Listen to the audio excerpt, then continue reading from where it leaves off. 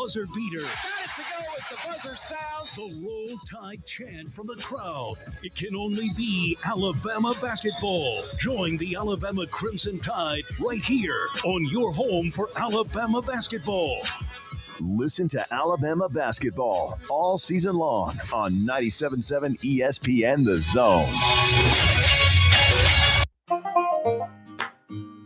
Does it really matter which dealership you buy from?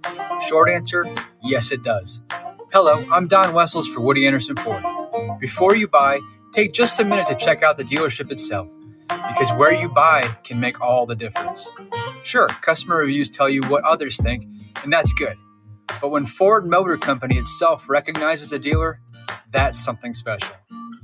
Woody Anderson Ford has earned Ford's Triple Crown Award, an honor achieved by only the top 1% of Ford dealers in America.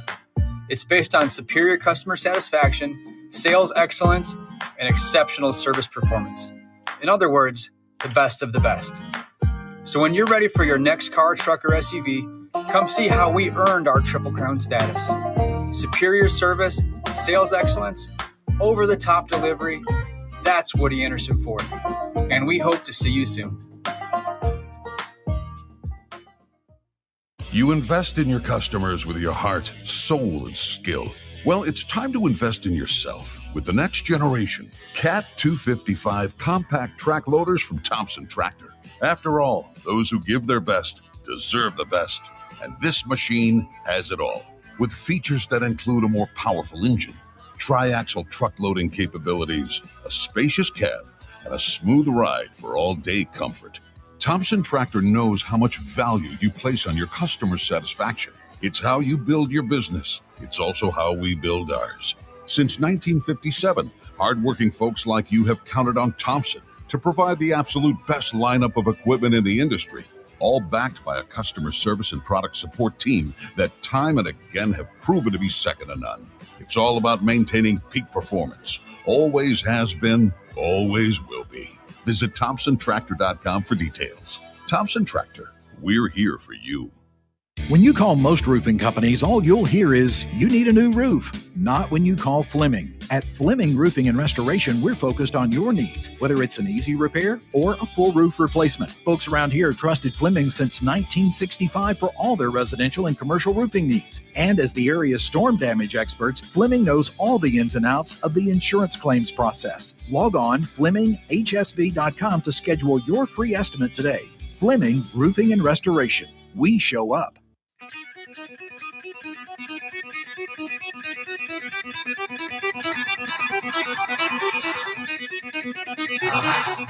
Welcome to Talkin' Ball with Scott Tyson and Drew DeArmond. Call into the Neighbors Wealth Management Hotline now, 256-576-4977. That's 256-576-4977. Now, here's Scott and Drew. There you go. Just like that. We're back. We're live. We're off. We're running. And we are brand new. We are back. Monday, January 5th, 7 o'clock on the dot. Talking Ball, 97.7 ESPN The Zone. As usual, it's a Monday. That means we are live from Bill Penney Toyota Service Department. Sitting out here. Their doors just rolling open. They're open Monday through Friday, 7 a.m. to 7 p.m. And then on Saturday, you can find them 7 a.m. to 5 p.m. here at Bill Penney Toyota. They got a lot of things happening over here inside the service department. Don't forget, right now, the weather up and down, cold, hot, warm, it doesn't matter, but they can do a complimentary battery check for you and installation on lifetime batteries here at Bill Penney Toyota. And they're going to start the new year off with a little bit of a tire special for you as well. You buy 3 tires, you can get that 4th one for $1 here at Bill Penney Toyota. So get on out here, Bill Penney Toyota Service Department. They'll take care of you Monday through Friday, 7 a.m. to 7 p.m., and then on Saturday, 7 a.m. to 5 p.m. 256-576-4977. That's how you can get a hold of us today. Don't forget, hour number 1, really sponsored as well by our good friends over at Talent Heating and Air, talenthvac.com. You can get your tune-up for just $49 over there. They got a TVA rebate there. They also got a TVA rebate on a lot of their other stuff as well. They can get up to $1,600. So if you need a new system, make sure you give Thomas, Terry, Jeremy a call, 256-503-4490. It's talenthvac.com, Talent Heating and Air. We mentioned hour number one because starting today, Talking Ball, 97.7 ESPN The Zone. We're going to be on for 3 hours. 7 a.m. to 10 a.m. now is Talking Ball. We've gotten an extra hour for you. So more guests, more fun here in the morning for Talking Ball. 256-576-4977. Got a lot to get through today. It's a good thing we have 3 hours because we got a lot to get through. We got some college basketball to talk about. We got college football to talk about. We got transfer portal news to talk about. We got all kinds of stuff to throw your way. You can do your good, the bad, the ugly from the college football playoff quarterfinals. We got the semifinals to start looking ahead to as those will get back underway on Thursday and Friday of this week. So we have that to get through. College basketball news and notes to get through. Yesterday, because of the New Year's, because of the way New Year's landed, the Go South Conference went a Friday to Sunday schedule, not the traditional Thursday to Saturday schedule. They will go back to that this week. So that meant UAH was inside SportsMed Arena at Spraggins Hall on Kelly Court yesterday, taking on Christian Brothers, and it was a sweep of the weekend, so to speak. The women, my oh my, are they impressive right now.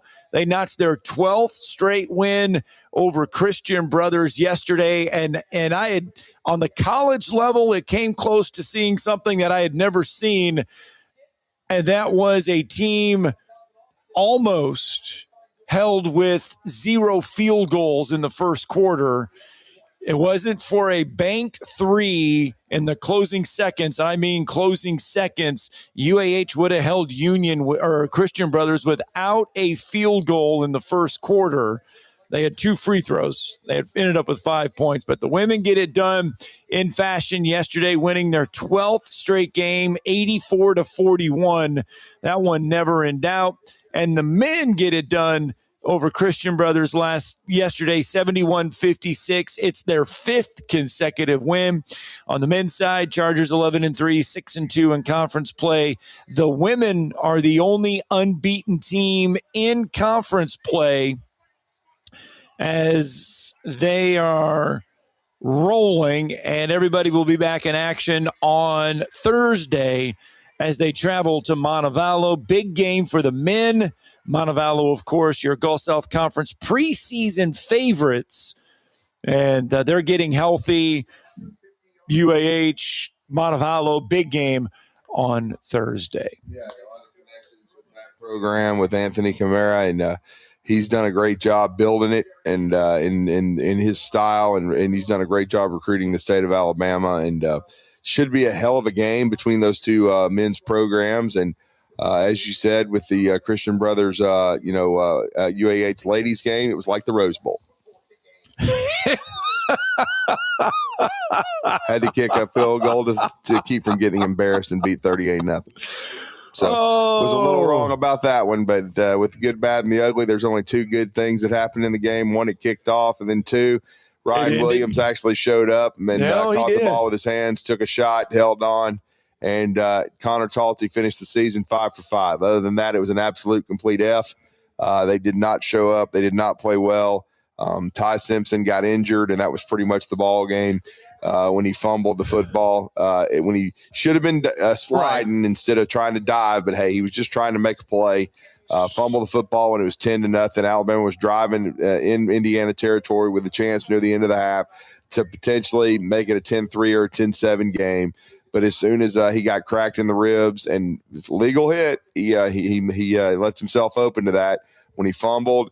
Indiana recovered. I think you kind of felt inevitable that they were going to convert third and whatever because they did the whole game. I think they were 8 for 11. Yeah. They made it 17-0 at the end of the half. And unlike the Oklahoma game where you drop a punt, you drop a touchdown, you throw a pick six, Indiana was not going to do any of those things because they're a very well-coached team and very solid. And they're the best team I've seen all year. They dominated Alabama, and Alabama got what they deserved. So what happened between the Oklahoma game and the Indiana game? Because this here looked more like the Alabama team that showed up in the SEC championship game. Kirk Cignetti happened. That's why he was born. So, and he's the best coach in college football right now, in my opinion, and certainly has done one well of a job. He learned from the greatest to ever do it, and they play just like Coach Saban's teams used to play. They don't turn it over. They don't beat themselves, and they run the football, and they're very physical.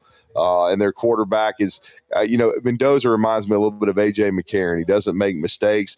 He takes care of the ball. He's really good on third down, really smart, good enough athlete to move around a little bit. And they just did a great job. I mean, to be honest with you, it was just you can talk about bad and ugly, but they're almost the same in this game. Right. But I mean, bad was seeing Ty get hurt.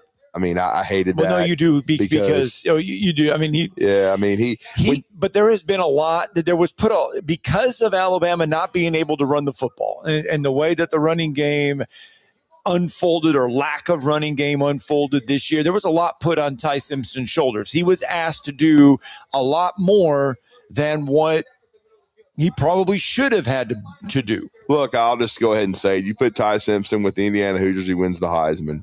Because he doesn't get touched. He doesn't get banged around. He actually has running game. Receivers that can catch and get open, and he's actually got an offensive line knows how to block, and he's actually got 2 or 3 running backs that know how to run, and it would have been the perfect setup for him. And as being a coach's kid and everything like that, he had a really good first 7-8 games, and then he started getting knocked around too much because too much was put on his shoulders. That's part of the ugly was how much was put on the quarterback Ty Simpson this year. Oh, a lot. Too much. The ugly was the running game. It was putrid all year. Unless it improves greatly in the next year or two, the entire staff will be fired. But right now, they don't deserve to be fired. I'm not on the fire Ryan Grubb, fire Kane Womack, all this stuff that these fools, every time they lose a game, the coordinators have to go. If not the head coach, if it's not Nick Saban or Coach Bryant, then the head coach has to go. But I'll just say this. I mean, I do think that, again, the running game was part of the ugly. It was ugly all year. They couldn't get it done. And then part of the bad as well was the defense was bad on that in this particular game. They didn't do a whole lot, positive, except for the first series. They got the 2 sacks and they looked great. No, they did. They did. It's football. You got to keep playing. I've seen teams start slowly. And Indiana started a little slow, but certainly it didn't take them long. By the middle of the first quarter, they got their feet. And they made some adjustments along the way. They made some adjustments. Yes. And so the 3 sacks were the only positive defensively in the game.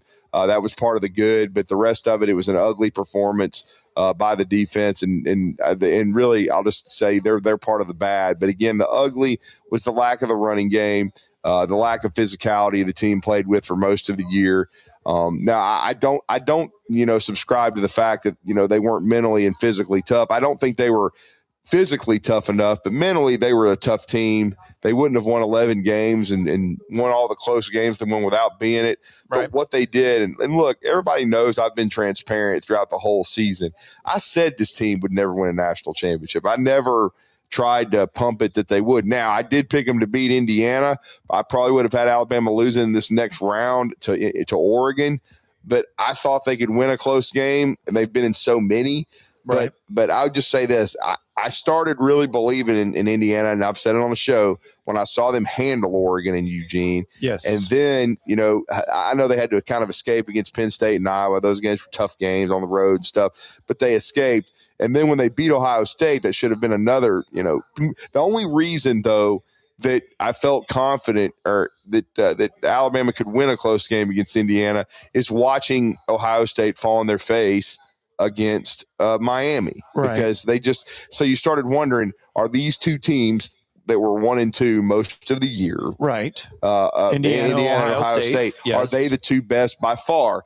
When you see Ohio State get whacked and beaten so soundly, you start thinking, I don't know. You kind of question a little bit. The door kind of creaks open a little bit. You ain't no get a little bit right of feeling. now, bro. And so and Indiana is the first team in 8 matchups to win with the bye. I mean, they are. Yes. And so they're right now, they're the favorite until someone beats them. And they play great complementary football, and they beat the hell out of Alabama. There ain't no excuses. And this makes the year 3 for Kalen DeBoer a big year. This year was a success. Saying it's not is stupid. Okay, just because they didn't play for the national championship, or they didn't win the SEC. Well, year 1 he didn't get into the playoffs. Yeah, year 2 he got into the playoffs. And he won a game. So he won 11 games. Right. That's hard to do. He went 11-4. People are going to say, it came against Oklahoma, and Oklahoma had a good football team, not a great football team. They're going to make excuses for the fact. I understand that. They're going to make them. It was a successful year. It was not a great year, but there can be a successful year without being great. He built on what he needed to, right. But see, now is the hardest part though. He's got to take the next step, which is getting to the Final Four, the national championship game, and being a legit national championship contender. They were not a legit national championship contender this year. And, of course, some will say, well, they were top 5 in the country start the season. They were supposed to be. Hell, so was, there was a lot of teams that were supposed to be really good. Clemson? And fell on their face. Yeah, Clemson was more than one person picked Clemson to win the national championship. True. And they barely were over 500. True. Yeah. No. Okay. You're right. Yep. So there's a lot of teams get accolades in the preseason and fall on their face. So the Michigan Wolverines, the Crookereens were supposed to be good. Florida State was supposed to be good, right? Well, not really. They were coming off a 2-win season. Then they got off to a hot start. People thought they'd turned it around. The thing. Yeah, and then they got off to and they fell off. And so, but again, so there are teams that did not live up to expectations this year. So, and it happens all the time. So you have to just sort of understand that Texas. I mean, we were sold that Arch was going to win the Heisman. He still had a solid year. No, when we were in Atlanta. We were in Atlanta. And it was like the floor was making the playoff for Texas, and they lose 4 games. Yeah, the ceiling was national championship for them. And the highest payroll in college football, how good they were going to be, yada, yada, yada. So there's a lot of teams that didn't live up to things. And there's some teams like LSU. LSU was supposed to be a college football playoff team. The greatest offensive line ever assembled under a Brian the best Kelly quarterback team. In the country, the leading passer in America. And he ended up finishing the season hurt and not playing. So, and LSU fired their coach and then hired a guy that they said the year before wasn't as good as Brian Kelly. And now they think he's the Messiah, and he's never won a playoff game. And his team couldn't win one until they got rid of him. And then on top of it, he still gets paid for them winning. He got paid. I mean, which is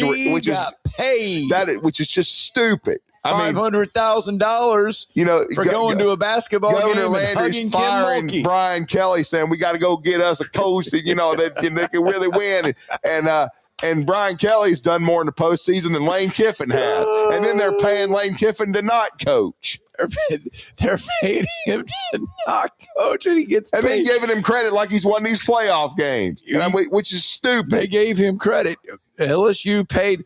For those that don't know, LSU has agreed to pay Lane Kiffin's bonuses for Ole Miss, and because Ole Miss gets into the semifinals, Lane Kiffin got a $500,000 bonus, which LSU paid for him to. And LSU's grand plan was for them to lose to Georgia and then poach half their team. Yeah. And what's so funny now, they win the biggest game in school history. Oh, they're finding out that my man Trinidad Cham was probably my favorite, non-Alabama player in America. All of a sudden, it's probably not going to get that waiver. So they ain't got him to count on. Now the price is going up for all these other guys. There's a lot to unpack there. Okay. So I'm just saying, you may not even get any of them because Ole Miss, because these Ole Miss people, they flying high right now, man. If they play in the national championship game, they beat the Miami Hurricanes. I'm not sure any of the Lacey or any of these people leaving. You know what I'm saying? There's something a little extra in that high toddy. Yeah, they're going to be.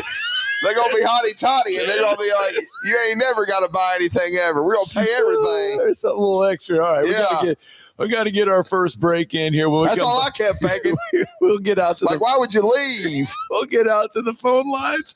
256-576-4977. We can do your good, the bad, the ugly from the Bulls and stuff. Oh, my goodness. 256-576-4977. Bad was the SEC, too. Wasn't very good. We got on that, too. We got a lot to do with that. We'll get back to that. Phone lines and questions coming up next.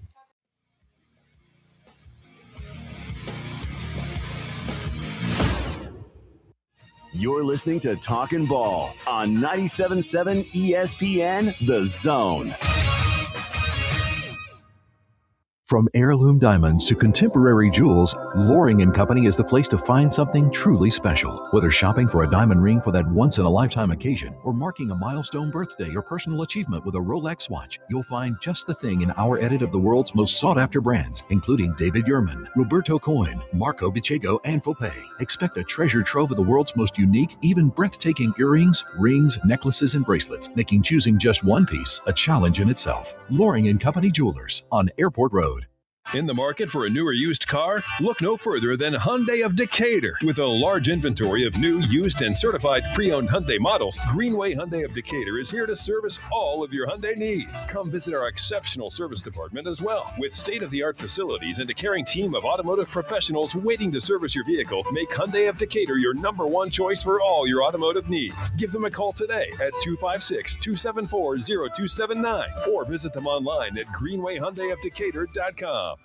When you call most roofing companies, all you'll hear is, you need a new roof. Not when you call Fleming. At Fleming Roofing and Restoration, we're focused on your needs, whether it's an easy repair or a full roof replacement. Folks around here have trusted Fleming since 1965 for all their residential and commercial roofing needs. And as the area's storm damage experts, Fleming knows all the ins and outs of the insurance claims process. Log on FlemingHSV.com to schedule your free estimate today. Fleming Roofing and Restoration. We show up. Welcome to Kern Electrical, where teamwork powers every project. Our champion sales team takes time to understand your needs, tailoring the perfect Generac generator for your home or business. Our project managers handle all coordination, ensuring a tackle-free installation. Our certified installation crews ensure peace of mind, even in the darkest moments. With our service and maintenance lineups, you can be assured we're with you every step of the way. Experience the home team advantage of Kern Electrical, your Generac Superstore. Most current way to keep your power on. GeneracSuperstore.com.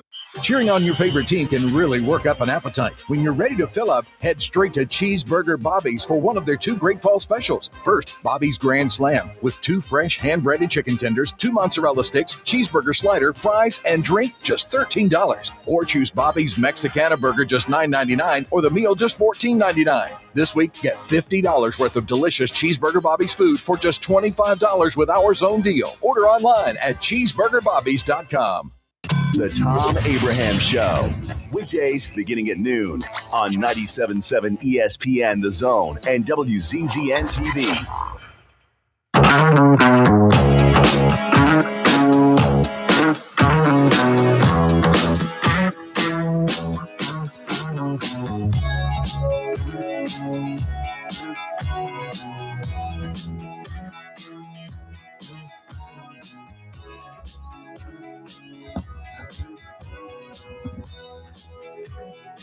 Welcome back. Talking Ball, 97.7 ESPN The Zone. In case you missed it off the top, we are now on Monday through Friday, 7 a.m. to 10 a.m. Added an extra hour. Yep. Are we here on Talking Ball? So it just means we can get to more phone calls, more guests, and more sports talk Monday through Friday. That's right. Let's go out to the phone lines. Let's start getting them in. AC is with us on a Monday morning. Good morning, AC. Morning. Good morning. Good morning, sir. Happy New Year. How you guys feeling? We're good. We're good. How you doing? Blessed to be alive. You know, I hope Mr. Kalen DeBoer retains all his staff because they're going to fail again. I'm the guy who's going to say, I said it before, I'll say it again, Kalen DeBoer is not the guy for Alabama. So Mr. Drew DeArmond is going to say, now, who's the guy, AC? That's a good question because I don't know. And you really don't know a whole lot anyway. No, you're absolutely right, which is why Big Ten is about to pay me millions of dollars for getting on their bandwagon. Big Ten is paying you, they're paying me to promote. So you're absolutely right. Let me tell you something, Mr. Drew. I have nothing against you. I like you, just like everybody in the studio. It's all about the dollars. That's all I care about. It's all about the business. I don't care about people's feelings as long as money is coming to my wallet. My agent does a great job for me and the family. So if you need an agent, we are available. But the thing is, you don't need an agent because you chose not to have an agent like we do. So, like I said, Big Ten is about to win a three-peat. It's not a prediction. It's a spoiler. So, Mr. Drew, I guess I am not correct about everything, right? Because my paycheck is coming over pretty soon. So, guess what, loser? Not you, Mr. Drew Arman. All the losers be jealous. Thank you. Tell your cousins to give me my Twitter account back in Bangladesh or, Iran or, wherever the hell you're at in India or whatever. I need my account back. Thank you. Next call. Let's get Bama Big Rick on. Good morning, sir. What's up, Big Rick? Good morning. Good morning. Good morning, sir. First of all, the Bears. Yes, sir. From Indianapolis in 2015. Yes, sir. My next door neighbor helped me move. I haven't heard from him in 10 years. Oh, Lord. Yep. I got a phone call. He was ordering a pizza with his wife and looked up on the screen and said, "Hey, Bama's losing to Indiana." Yeah. Isn't Rick from Alabama? Got a phone call. That's the Bears. Now, Taylor DeBoer. Yep. 4th down and 1. Yeah, that was dumb. That's a good point, Big Rick. I'm glad you're bringing it up. Deep in the own field. The game turned there. We don't know what the defense would have done if we'd have made that first down. Good point. Another thing, Ty, on that slide, right? Right. We just slid and we got the first down. We don't know. It seemed like the defense gave up after that. You know what I mean? In my opinion. That's just my personal opinion. They made a business decision.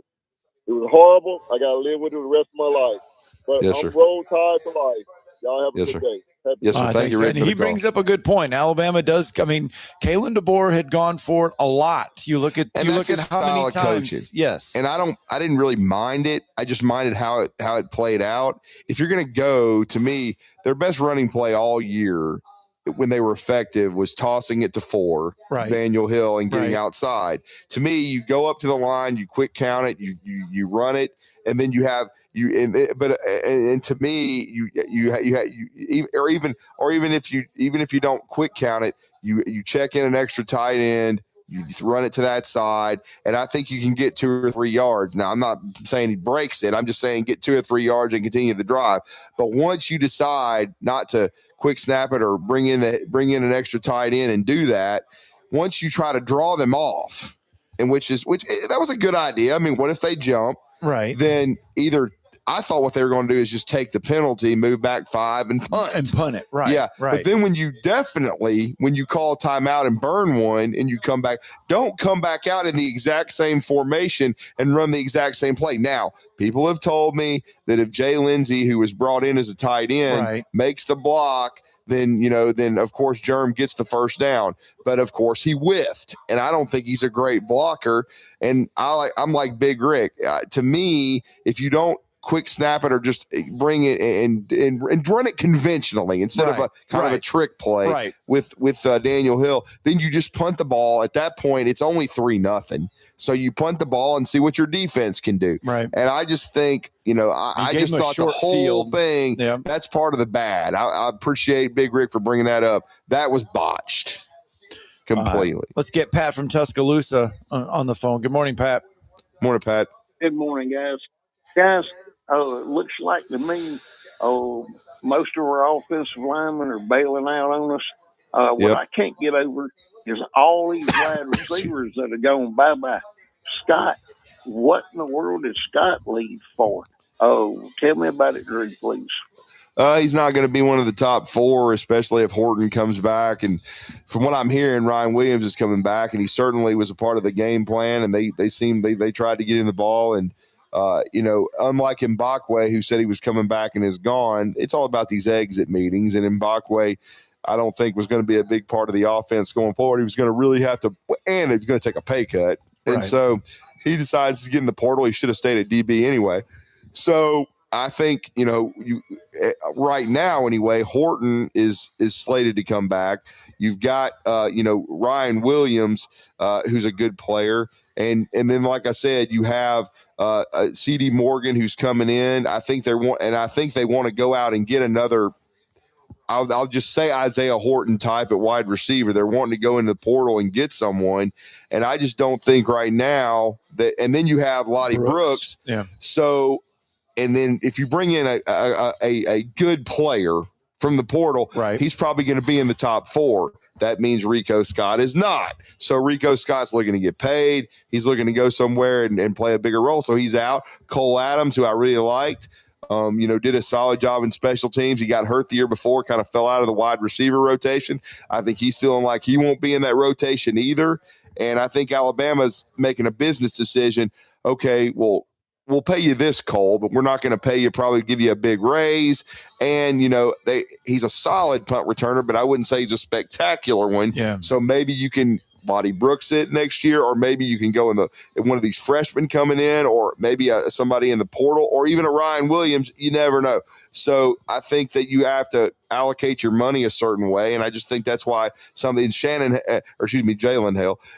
Hale is just a guy that fell behind after he got hurt, and I don't think they ever thought was going to be a factor. So nobody that's left, right, except for Keon Keeley, has bothered me. What about along the offensive line? None of them, because there's 5. I don't care who they are. Okay. None of them's winning, including Wilkin Formby, who would have been maybe a decent to good guard, but I'm not even sure that's a certainty. He wanted to play tackle. I don't think Alabama was keen on it. They offered him a nice offer, from what I understand, but not what somebody like potentially a Texas A&M might, and they wanted to let him play tackle. Then go ahead. Really good kid from a really good family, but not a very good offensive tackle. So if he wants to go in the portal, adios. Gotcha. But Drew, I just can't. Do we get Ty back? I think Ty needs to come back another year myself. I don't think so. I think that Parker Brailsford, Proctor, and Ty will all potentially leave, I think, and turn pro. As long as Ty gets the requisite feedback that he's getting. Fernando Mendoza is likely the number 1 pick. Right. We'll see about Dante Moore from Oregon. He would be a first rounder. I think Ty, if he can get healthy, and he should be able to in this, as this draft process unfolds, I think he'll do enough to where he can be a first round pick, because there's not a whole lot of quarterbacks, and quarterbacks are still very valuable. I think he should be able to be a guy that could go between 20 and 32. And if that's the case, he'd also probably go to a pretty good organization where they could bring him along a little slower. I think he would be wise to turn pro, because next year's quarterback class is going to potentially be loaded. And I think he could still be a first rounder, but he wouldn't be a certainty. And again, he's got 2 good players behind him, and certainly he would definitely be the entrenched starter. But the only way I would let Ty come back is if Keelan Russell agreed to be the backup. Right. And of course they played him every game and to get him ready for the next year. And then almost assuredly Austin Mack would transfer, because you got Jet Tamala and you got the other young kid, Caden Tawa. So you're not going to be able to keep them all, but that'd be the only way I'd do it. But I really think if he wants to strike while the iron's hot, I think he did enough and showed toughness and carried this Alabama team on his back that he can be a first-round draft choice. Pat, hate to do it to you, but we've got to cut you off. Appreciate you, Pat. Because we got to get our break in at 7:30. When we come back, we got to get out to the phone lines again, but this time we're going to bring Blake Lovell.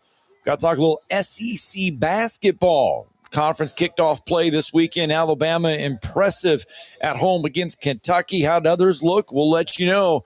It's Talking Ball, 97.7 ESPN The Zone.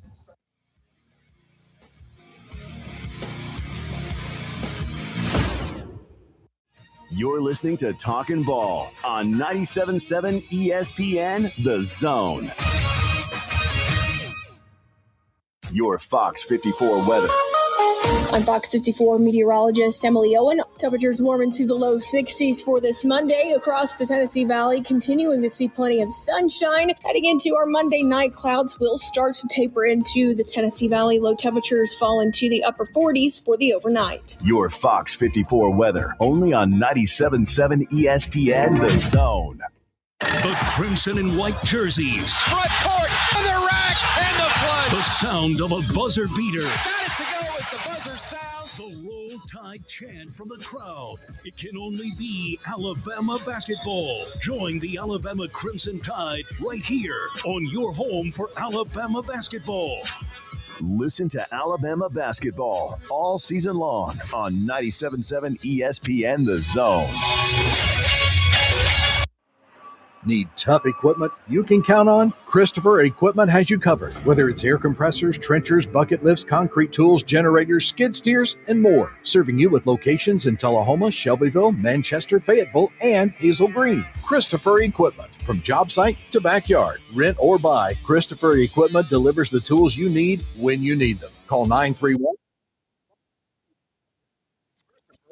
Equipment today. Christopher Equipment, powering your project. Hi, my name is Dan Aldridge. I'm here to let you know about the Aldridge Law Firm and the soon-to-be-announced Legal Town Center. I've been practicing law in Alabama since 1984, and I also practice in Tennessee. And I'm from North Alabama, and I'm here to represent you and take care of your legal needs. For many of us, hiring an attorney is not high on the priority list and maybe a little scary. But it's something that we all need at some point. So by all means, do your homework. And if you need representation for car accident, wrongful death, medical malpractice, nursing home abuse, or estate planning, or any other matter, just give us a call at 256-534-3188. And you can email me at Dan, that is Dan at danaldridgelaw.com. Dan at danaldridgelaw.com. God bless America. No representation is made that the quality of legal services to be performed is greater than the quality of legal services performed by other lawyers. When you call most roofing companies, all you'll hear is, you need a new roof. Not when you call Fleming. At Fleming Roofing and Restoration, we're focused on your needs, whether it's an easy repair or a full roof replacement. Folks around here have trusted Fleming since 1965 for all their residential and commercial roofing needs. And as the area's storm damage experts, Fleming knows all the ins and outs of the insurance claims process. Log on FlemingHSV.com to schedule your free estimate today. Fleming Roofing and Restoration. We show up. SportsMed is the official team physicians of the Rocket City Trash Pandas. And if the pros trust SportsMed, you can too. SportsMed provides every service you might need for complete orthopedic care, specializing in orthopedic surgery, sports medicine, joint replacement, spine surgery, neurosurgery, and podiatry. And they offer their own brace shop, in-house full-body MRI, physical therapy, walk-in clinic, and so much more. 4 locations and on the web at sportsmedalabama.com. Hold your block until the whistle blows. From SEC Media Days to the National Championship game. This was a great team win. We are 97.7 ESPN The Zone. The soul slides away. 7:34 on a Monday morning. It's Talking Ball live from Bill Penney Toyota Service Department. Just hanging out here. Don't forget, you buy 4 tire, or buy 3. They're going to give you that 4th one for You're about $1. to give them a 5th one. Give you a 5th tire for 50 cents or something. Oh my God! Oh, just go pick one out. There's a spare for you, man. Just go to the back and pick one out. You can have whatever you want. Anyway. SEC bat. We spent that first 30 minutes talking about a lot of SEC football and Alabama football. We still got to touch on the SEC and their disappointing run so far in bowl games, but SEC college basketball did get started over the weekend, and it's a gauntlet unlike any other, so to speak. How about this? Vanderbilt still perfect in overall. They're 14-0 thanks to their 83-71 win over South Carolina. On the road. Arkansas. Remember Arkansas last year got off to that horrendous start in conference play. They get a win over Tennessee, 86-75. Yep. Missouri at home gets a 2-point win over Florida. They beat Florida last year on the road. But Mississippi State, who hasn't beaten Texas in a gabillion years. Josh on the Over had hardwood. about 38. That's a 101-98 overtime win. Bucky McMillan gets his SEC opener win over LSU. Headed to Auburn. Yeah, and speaking of state. Auburn trailing by, what was it, 2 with 4 with like 0.7. They end up tying it, goes to overtime, but they fall to Georgia in overtime. By the way, Georgia, 23rd ranked Georgia. Yeah. Boy. All gas, no brakes, dogs. Wow. What an opening weekend for SEC basketball. Yep, absolutely. And now we're going to go to one of my favorite people. He was probably, I don't know how many TVs he's got. I'm sure he was watching about 3 or 4 games at once. He does a great job with Southeastern 16 as their basketball guy. We're talking about Blake Lovell, and I'm going to wish him a happy new year right now and hope he had a Merry Christmas as well. Blake, welcome back to the show. You're with Drew and Scott. How are you? You're our first guest in our newly expanded 3-hour extravaganza. Woo! Congratulations, man. Well, hey, that's a lot of pressure, guys. You didn't tell me that when you texted me and asked me to come on, but no. Good to talk to you guys as always. It's been quite a start to SEC play. 1 game in, but quite a thrilling weekend, to say the least. I always like picking your brain because you come up with interesting angles. But what was the thing that stood out to you the most in the first weekend? Yeah, I mean, I think it's just sort of, you had some teams that felt like they were pretty desperate. Missouri, I think, was kind of, in sort of desperation mode. They got a nice win. I think that was kind of an interesting game for Georgia just because, their resume just really didn't have a lot to work with to that point. But you get a nice win against Auburn, so I think people more confident in Georgia's start now. Not that they shouldn't have been before just because of how well they played. You had some other teams. I mean, I think, again, like even for the people who've been questioning Vanderbilt, there was a belief that, well, they're going to go in there and South Carolina. If South Carolina keeps it within 20, well, we got to say Vanderbilt's overrated. Well, Vanderbilt goes and wins by 12 and did it without Duke Miles, did it without Frankie Collins. And so I think it was kind of just an important start for some of these teams that felt like that they did have something to prove or absolutely had to have a win in Missouri's case. Well, we're going to get into how good Alabama's been playing here in a second, but Kentucky goes into Coleman Coliseum, and we have had a lot of question marks surrounding this Kentucky basketball program this year because of their ups and downs, and I don't know. It's hard to put a finger on what's going on there in Lexington, but it does not look good. I think it goes beyond this Alabama loss because there were a lot of bad signs before this. And it's hard to put a finger on what's going on in Lexington. Yeah, I mean, I just think to me it's just a clear team that, they are the ultimate study of you can spend however much you want on your roster, but I think if you assemble just simply players who are very talented and you're not necessarily assembling players that fit well together. And I think that's exactly what we've seen so far. With Kentucky. I mean, even in the games where it feels like they're bouncing back, they're playing well against Indiana and St. John's, I still am looking at a team that I can't say what is their identity. I don't know what it is that I can look at this Kentucky team and say, hey, they're great at that, they're great at this, or this is, it's toughness, it's whatever. Like that, I just don't get that in terms of an identity for this Kentucky team right now. And, I don't think the chemistry is there on the court. Individual players that are very skilled, but they just don't seem to play that well together, especially against good teams. And I think that's kind of going to be the story of the season for them.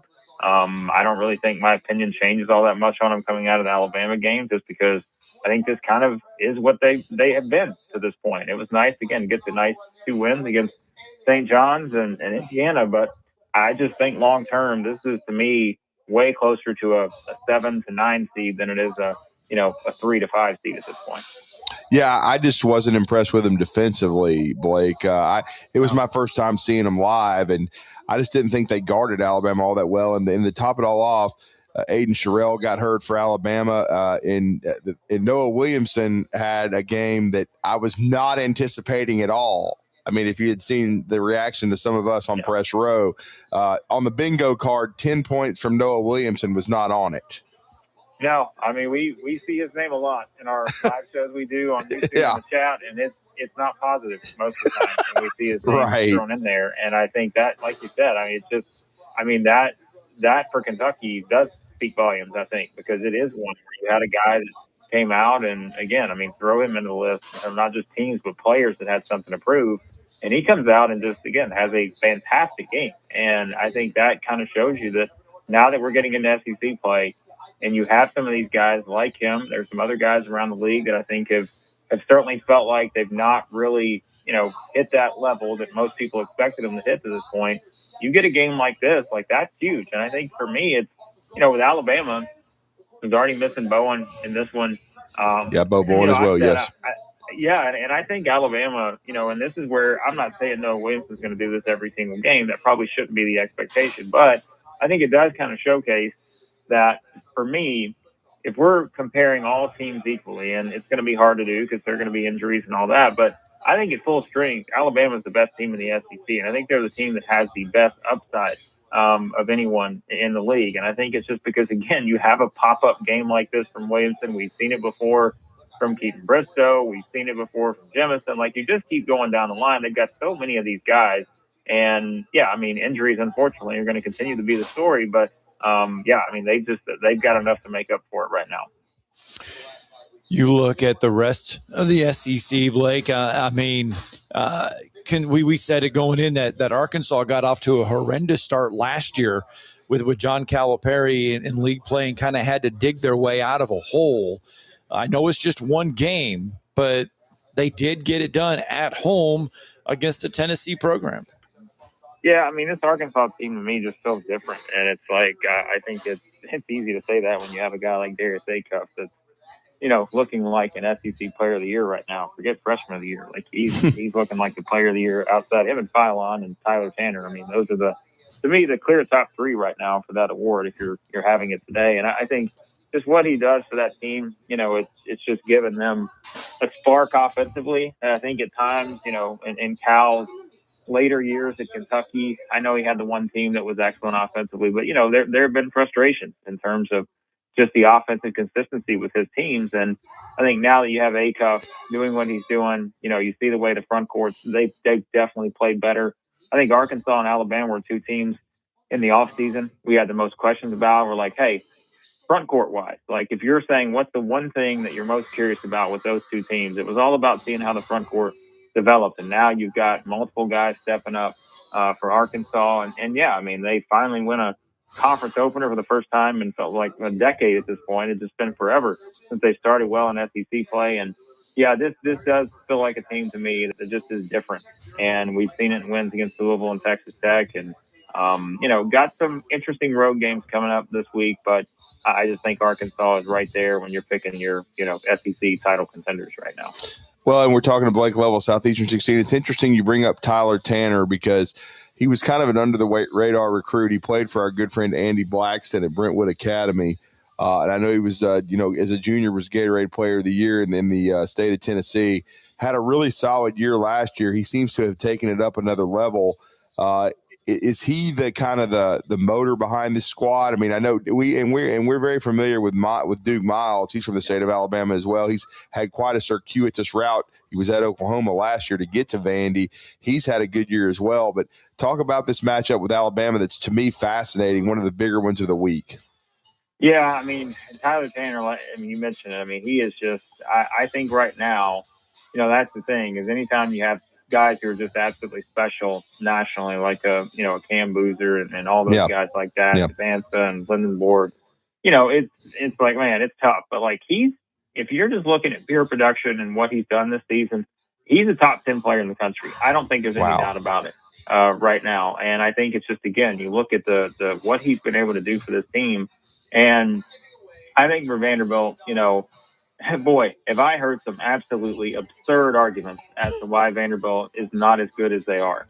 It's like the goalposts move every single day when we talk about Vanderbilt on our shows. It's like, well, they haven't played anybody. All right, well, what if I told you they have more quad one wins than anyone in the country? What if I told you that they played more top 40-ish type teams than anyone in the SEC? And what if I told you they're 14-0? And then we get thrown back of, well, hey, Oklahoma had 3 good wins last year entering SEC play. And so my response is always, well, guess who only had 1 good win entering SEC play last year? That was Florida, who wound up winning the national championship. So we can play this argument any way we want with Vanderbilt, but they, to this point, have been one of the most impressive teams in the entire country. And yes, they don't have the top ranked wins like, let's say, in Oklahoma, Arkansas, even in Auburn has right now. But those don't matter on the NCAA tournament resumes. No one cares about the AP poll on your resume. They care about the overall performance and analytics. And Vanderbilt has looked the part. They look like a top 2 seed in the NCAA tournament right now. And I think, again, with Duke Miles, I know he sat out the game against South Carolina. I think he's going to be fine to play on Wednesday. I hope he is, because I don't want there to be any sort of, anything. I want this to be the game that we think it's going to be. This should be one of the best games in the SEC all year with these two. So I just think that the Vanderbilt thing to this point, unless you've actually watched them play, you're just not going to get the full picture of just how good they've been. And that goes for pretty much in all phases of the game, honestly. What about the analytics around Texas A&M? They did get a win over LSU. They're 11-3. Bucky McMillan gets his first SEC win as head coach.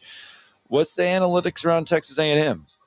Yeah, they're they're a weird team because, we were talking about it. We're like, hey, I mean, they scored they scored 111 or more in their three previous games prior to the LSU game. So they scored 112 against Jacksonville, 118 East Texas A&M, 111 against Prairie View. And I'm like, thank goodness I'm not watching Buzz Williams' teams, because I'd much rather watch that.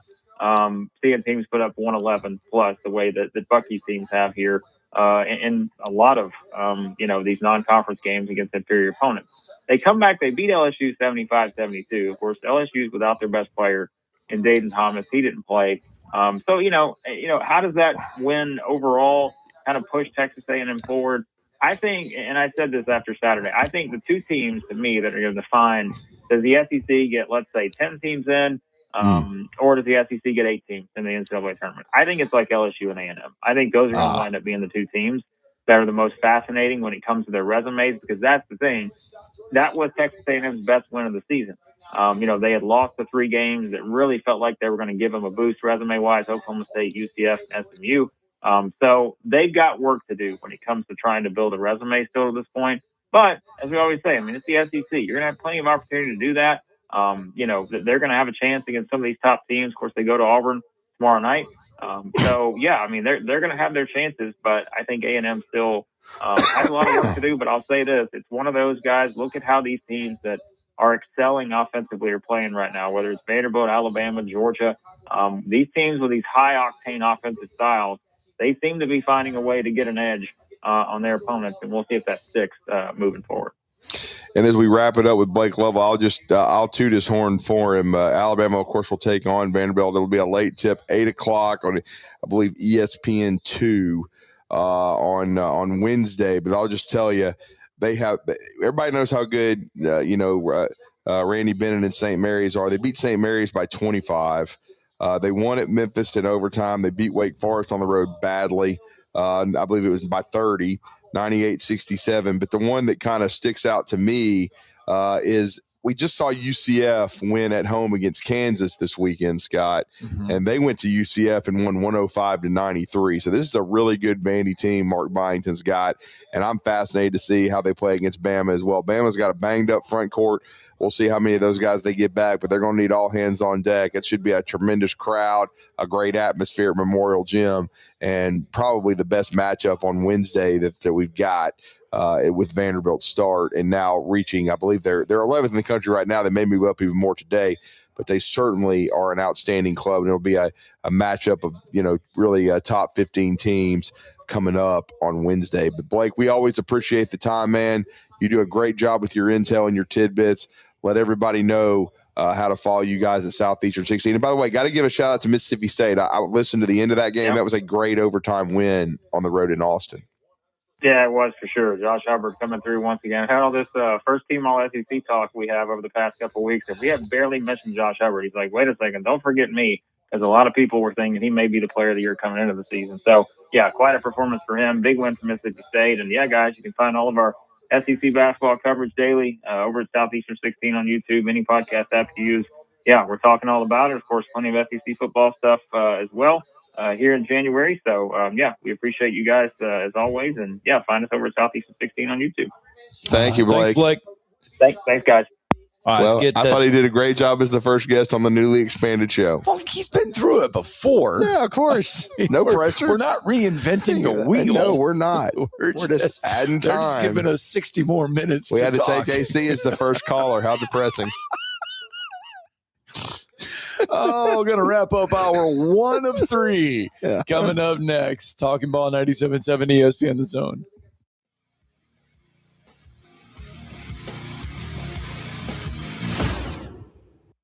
You're listening to Talkin' Ball on 97.7 ESPN The Zone.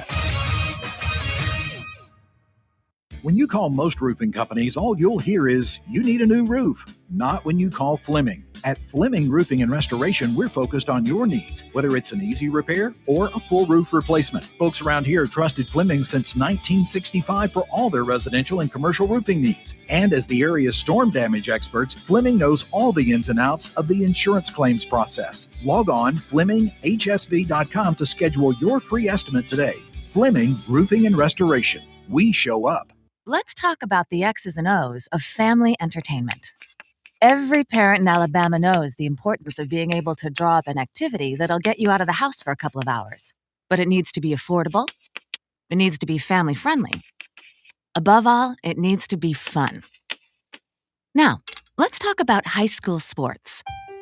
Bang for your buck, school sports provide the perfect game plan for your family. You'll enjoy all of the drama and excitement competitive sports offer. You'll be supporting the future leaders of our community in a meaningful way. Best of all, you can take the entire family without breaking the bank. Heck, you won't even dent it. Now, enough chalk talk. Let's get out there and see what's playing at the high school in your community.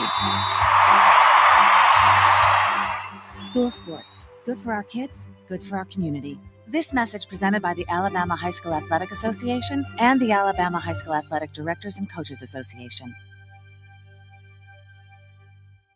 Tom Abraham here for my friends at All About Water. Crazy name, huh? Well, let me introduce you to them. All About Water is the top pond builder anywhere in the Tennessee Valley, and that includes remodeling or cleaning out existing ponds as well. They also have monthly maintenance plans for your pond. Don't have a pond? Well, how about a fountain or water feature for your property to bring that soothing sound of running water to your happy place? On the other hand, maybe you have water on your property that you don't want. Well, Ryan at All About Water is all about water, so he could take care of that as well. He has a background in fluid dynamics, and what that means is that he can take care of any water issue that you have. Finally, how about that irrigation system that you have or that you want? Well, they do installs and maintenance and repairs on those as well because they are all about water. Learn more at allaboutwaterllc.com. That's allaboutwaterllc.com. This segment of Talkin' Ball is brought to you by University Kia, the #1 volume Kia dealer in the state of Alabama, located online at universitykia.com.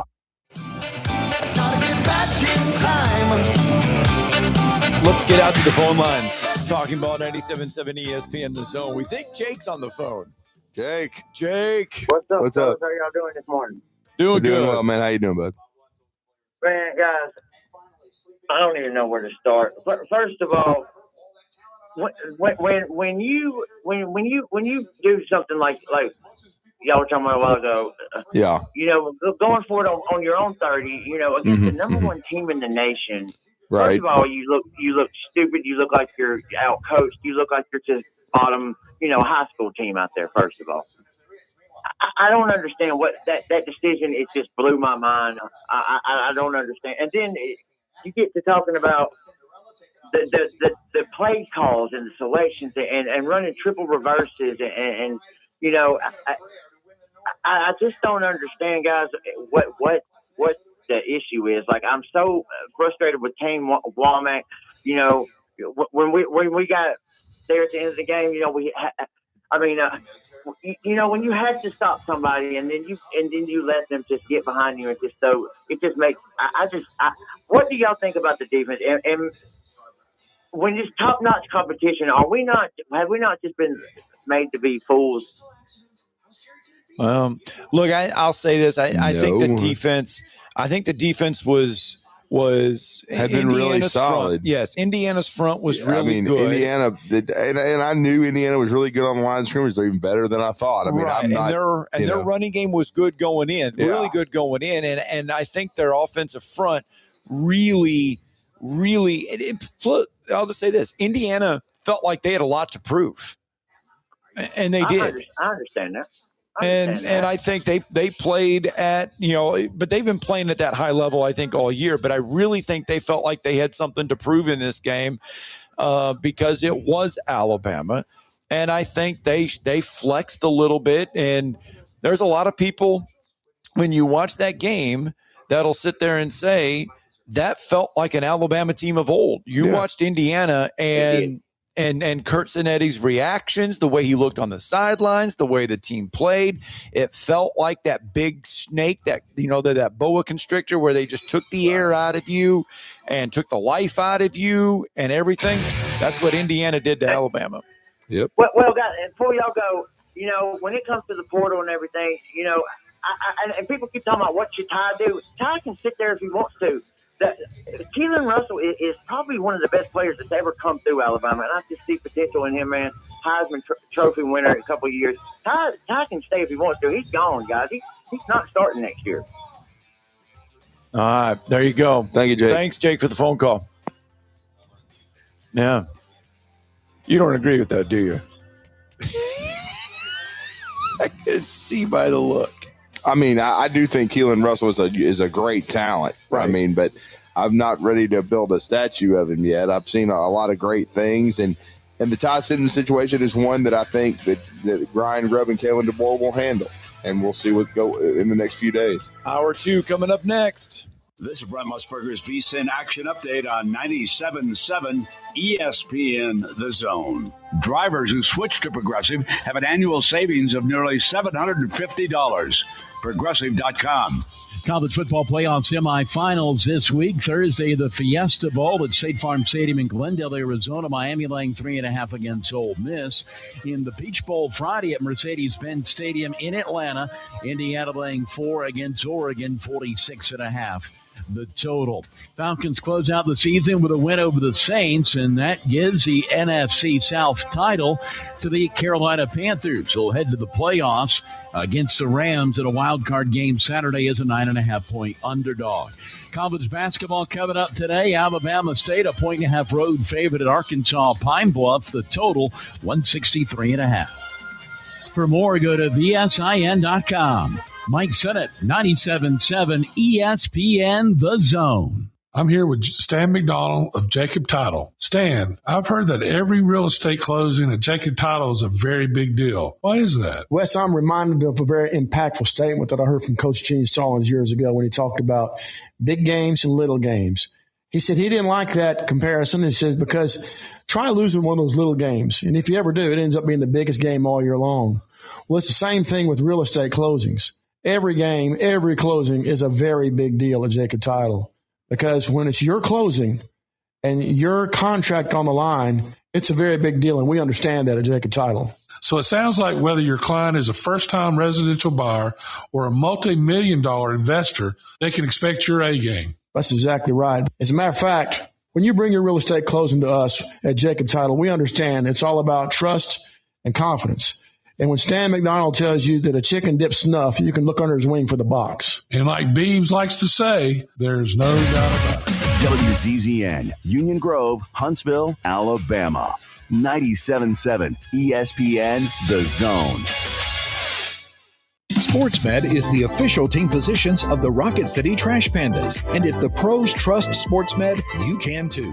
SportsMed provides every service you might need for complete orthopedic care, specializing in orthopedic surgery, sports medicine, joint replacement, spine surgery, neurosurgery, and podiatry. And they offer their own brace shop, in-house full-body MRI, physical therapy, walk-in clinic, and so much more. 4 locations and on the web at sportsmedalabama.com. This hour brought to you by SportsMed Orthopedic and Spine Center. Online at sportsmedalabama.com.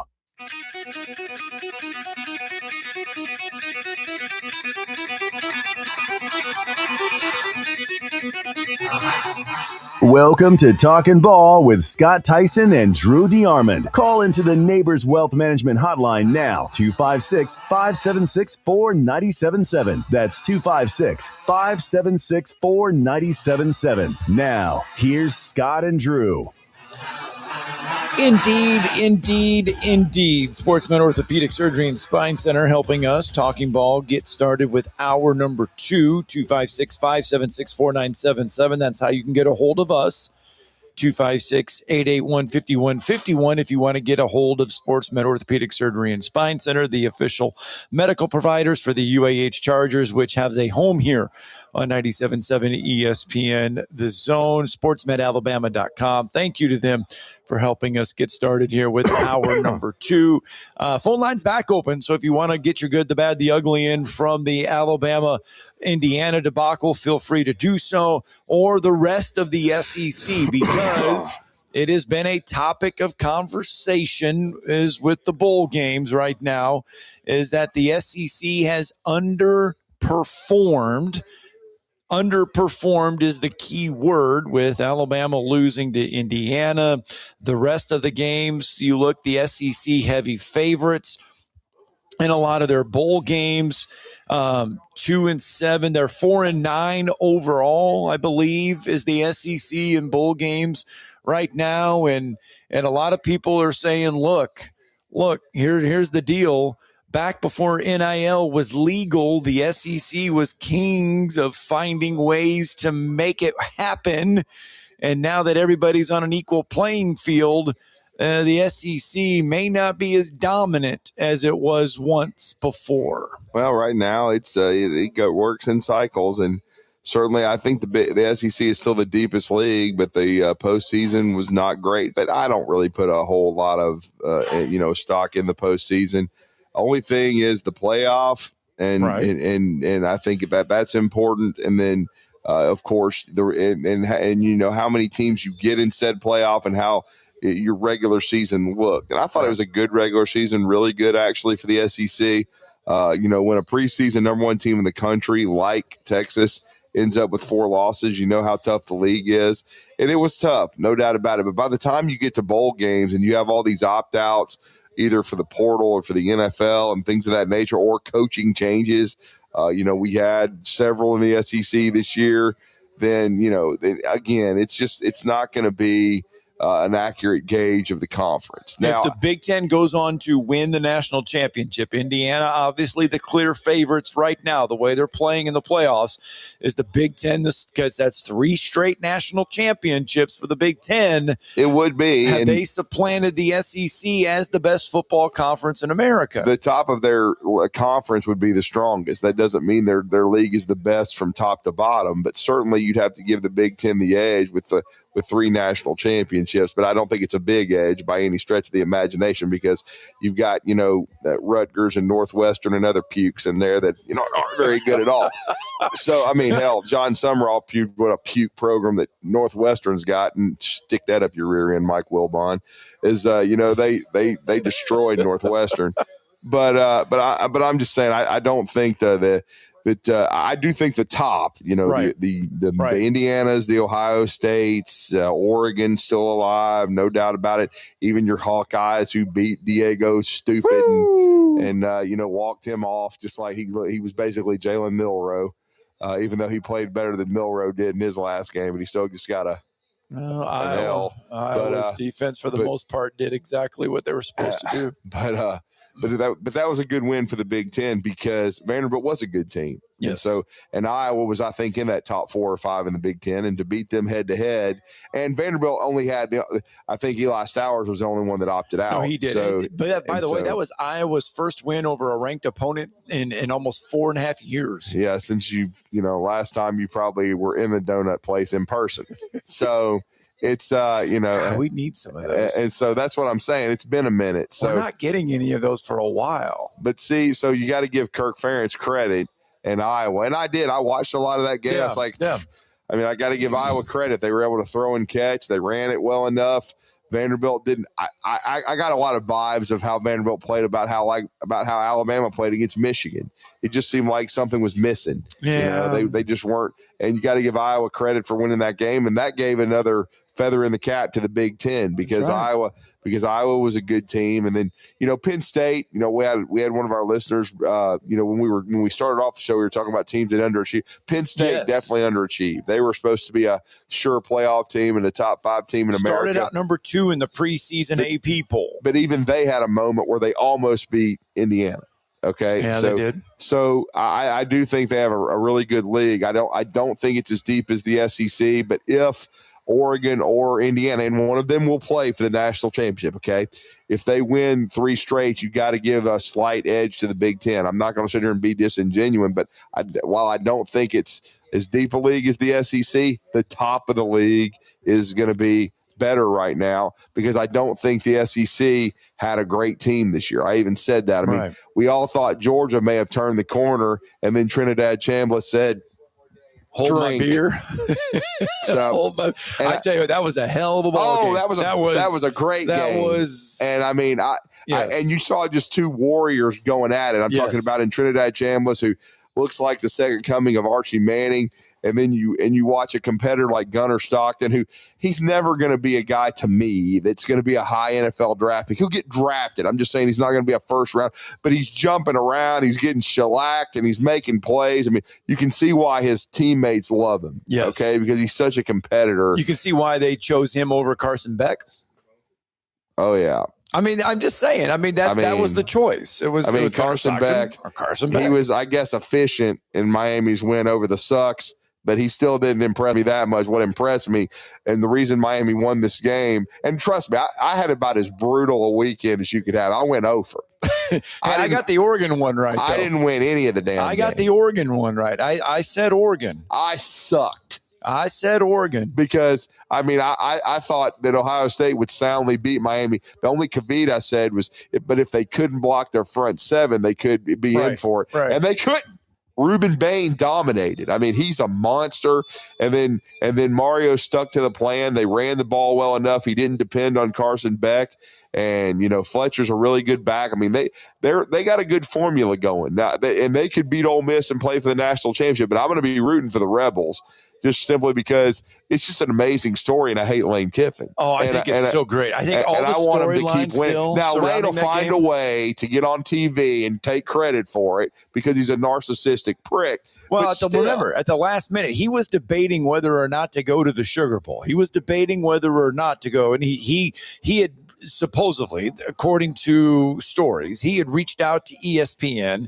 He was trying to coordinate an interview with ESPN at said Sugar Bowl because the governor of Louisiana was going to host him at said Sugar Bowl. Yeah. He decided at the last minute not to go, stayed back in Baton Rouge, and ended up going to the LSU women's basketball game where and being a boat anchor where they lost and they lost again. So keep it up, Lane. You trash. Let's get out to the phone lines real fast. Let's get in Elijah from Hazel Green this morning. Good morning, sir.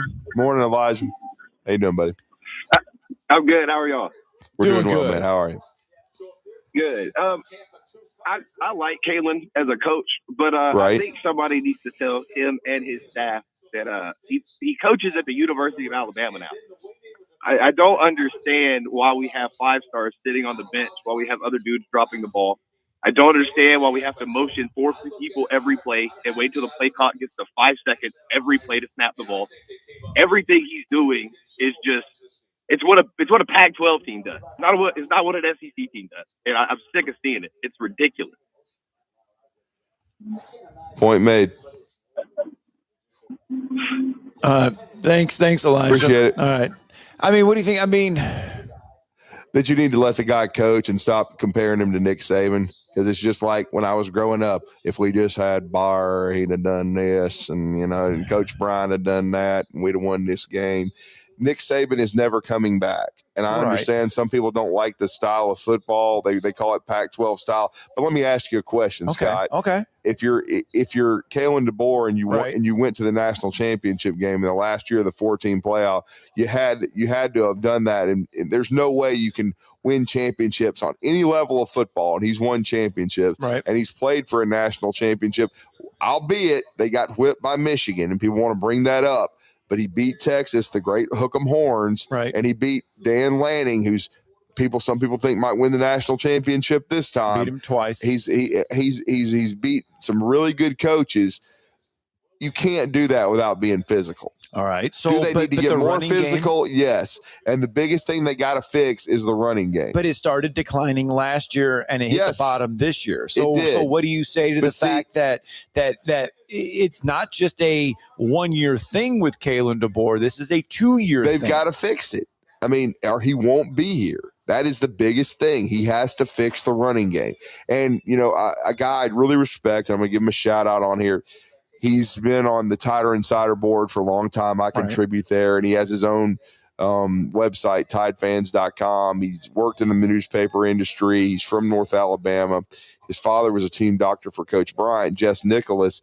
He brought up an outstanding point, and I like reading his analysis because he's very reasoned, and he gives you his takes. He said, look, Kalen DeBoer is not going to be Indiana. They're not even, they're not going to ever average 220 yards per game. He's not going to play that style. But the guy you need to compare him to is Steve Spurrier. And what he said was with Spurrier, when Spurrier was on his 12-year run at Florida and he dominated the SEC, he had his best teams. He ended up winning a national championship because, one, he hired Bob Stoops, but two, he had more offensive balance than you think because he had the Eric Retz and then the Gator Fred Taylor. We all know what kind of career Fred had. Yes. He had balance. And it wasn't 200 yards a game, but they could run for 130, 140, 150 yards, and he had a 1,000-yard rusher. And that's all the balance he needed because they could throw and catch so well that nobody could deal with their offense. And it would be amazing because right now it's putrid. We all see the numbers, 30, 40, 50 yards. That's not going to cut it. But as you saw when just for example, when Alabama broke the mold, and trust me, it was breaking it. For example, when Auburn had a good defense, I think we agree with that. But when they ran for like 130, 140 yards against Auburn, what happened? They were hard to stop. They ended up, they built a 17-0 lead. Auburn did make a run, but Alabama won the game. And Vanderbilt, we all agree Vanderbilt was a good team. Yes. They beat Vanderbilt 30-14 when they got 135 yards or whatever it was from, I think it was the best game of the season from Jam Miller. When they're able to run the ball, it makes things so much easier. And so that's the riddle that they have to solve. I think some of it is scheme. And the way they've approached it and the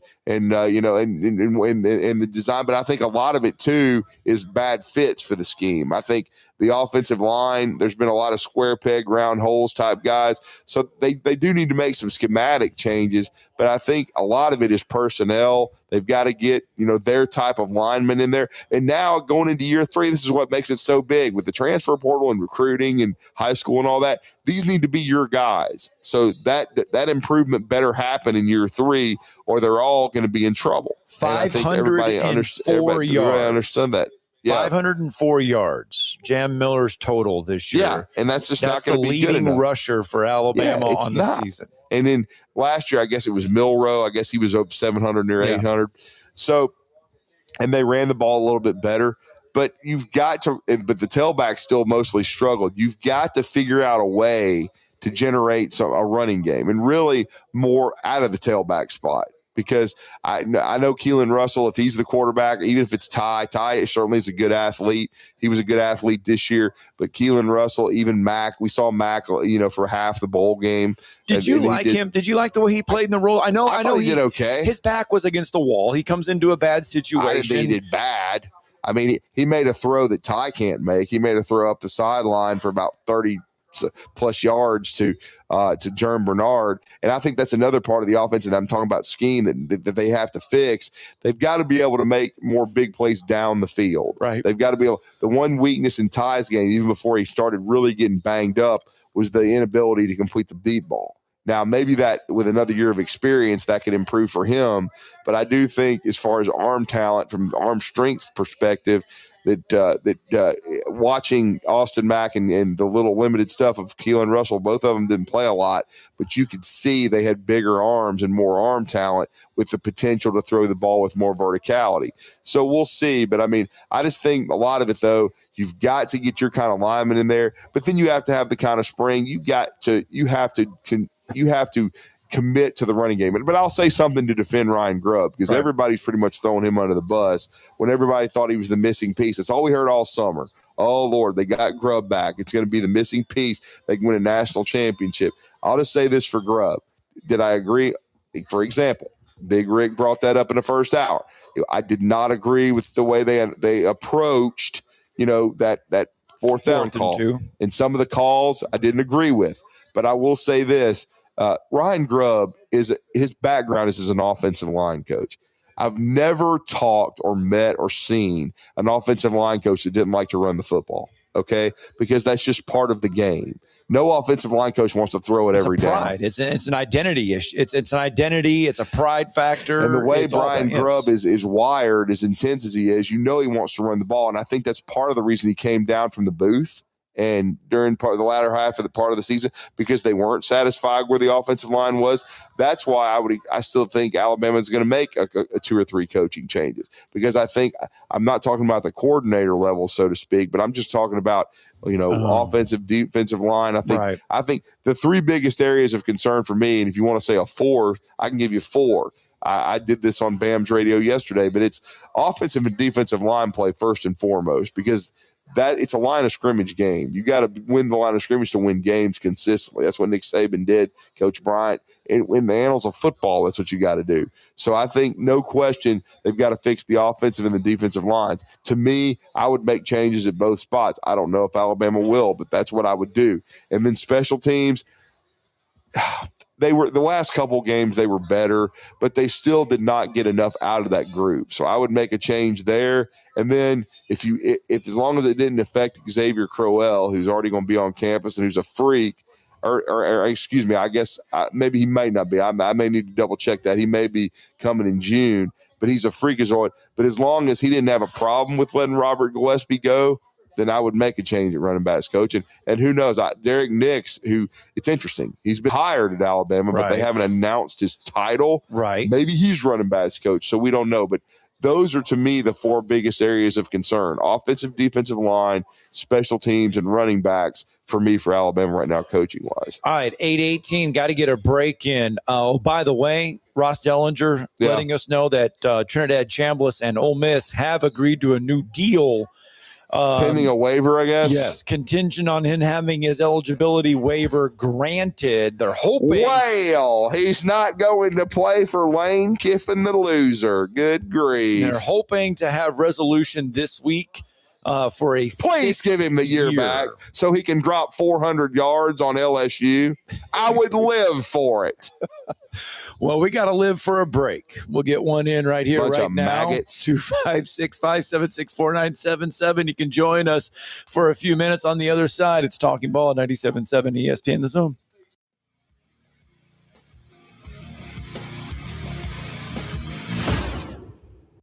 You're listening to Talkin' Ball on 97.7 ESPN The Zone.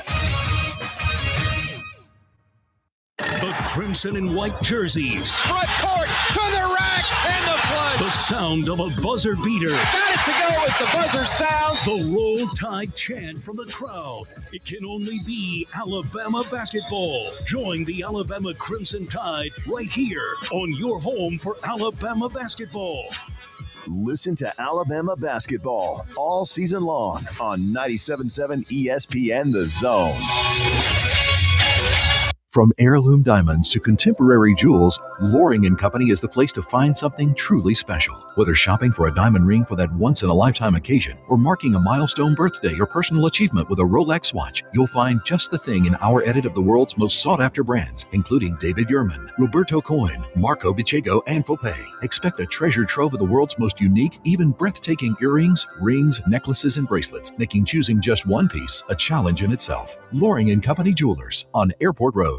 Specializing in simple and affordable rentals, McCurry Van and Car Rental can make sure you have just the right vehicle for your next family vacation, weekend getaway, or if you just need transportation while your vehicle is being repaired. McCurry carries Ford Transit vans and Mercedes Sprinter vans, trucks and work vans, and more. And they offer discounted rental rates for long-term rentals. Now with 4 locations: Athens, Muscle Shoals, Coleman, and Huntsville. Log on McCurryRentals.com to make your reservation now. That's McCurryRentals.com. Tom Abraham here for my friends at All About Water. Crazy name, huh? Well, let me introduce you to them. All About Water is the top pond builder anywhere in the Tennessee Valley, and that includes remodeling or cleaning out existing ponds as well. They also have monthly maintenance plans for your pond. Don't have a pond? Well, how about a fountain or water feature for your property to bring that soothing sound of running water to your happy place? On the other hand, maybe you have water on your property that you don't want. Well, Ryan at All About Water is all about water, so he could take care of that as well. He has a background in fluid dynamics, and what that means is that he can take care of any water issue that you have. Finally, how about that irrigation system that you have or that you want? Well, they do installs and maintenance and repairs on those as well, because they are all about water. Learn more at allaboutwaterllc.com. That's allaboutwaterllc.com. Where's the best place for sports? What about the best place for wings? If you answered Jefferson's for both, you're right. Jefferson's is also a great place for value. Every Monday, kids eat free with the purchase of an adult meal, and teachers bring your teacher ID and you eat free every first Tuesday of the month up to $15. Jefferson's, best place for sports, best place for wings. In Hampton Cove and our latest location, now open in New Market on Winchester Road. The Drive with Wes Neighbors and Steve Moulton. Weekdays from 5 to 7 p.m. Only on 97.7 ESPN The Zone.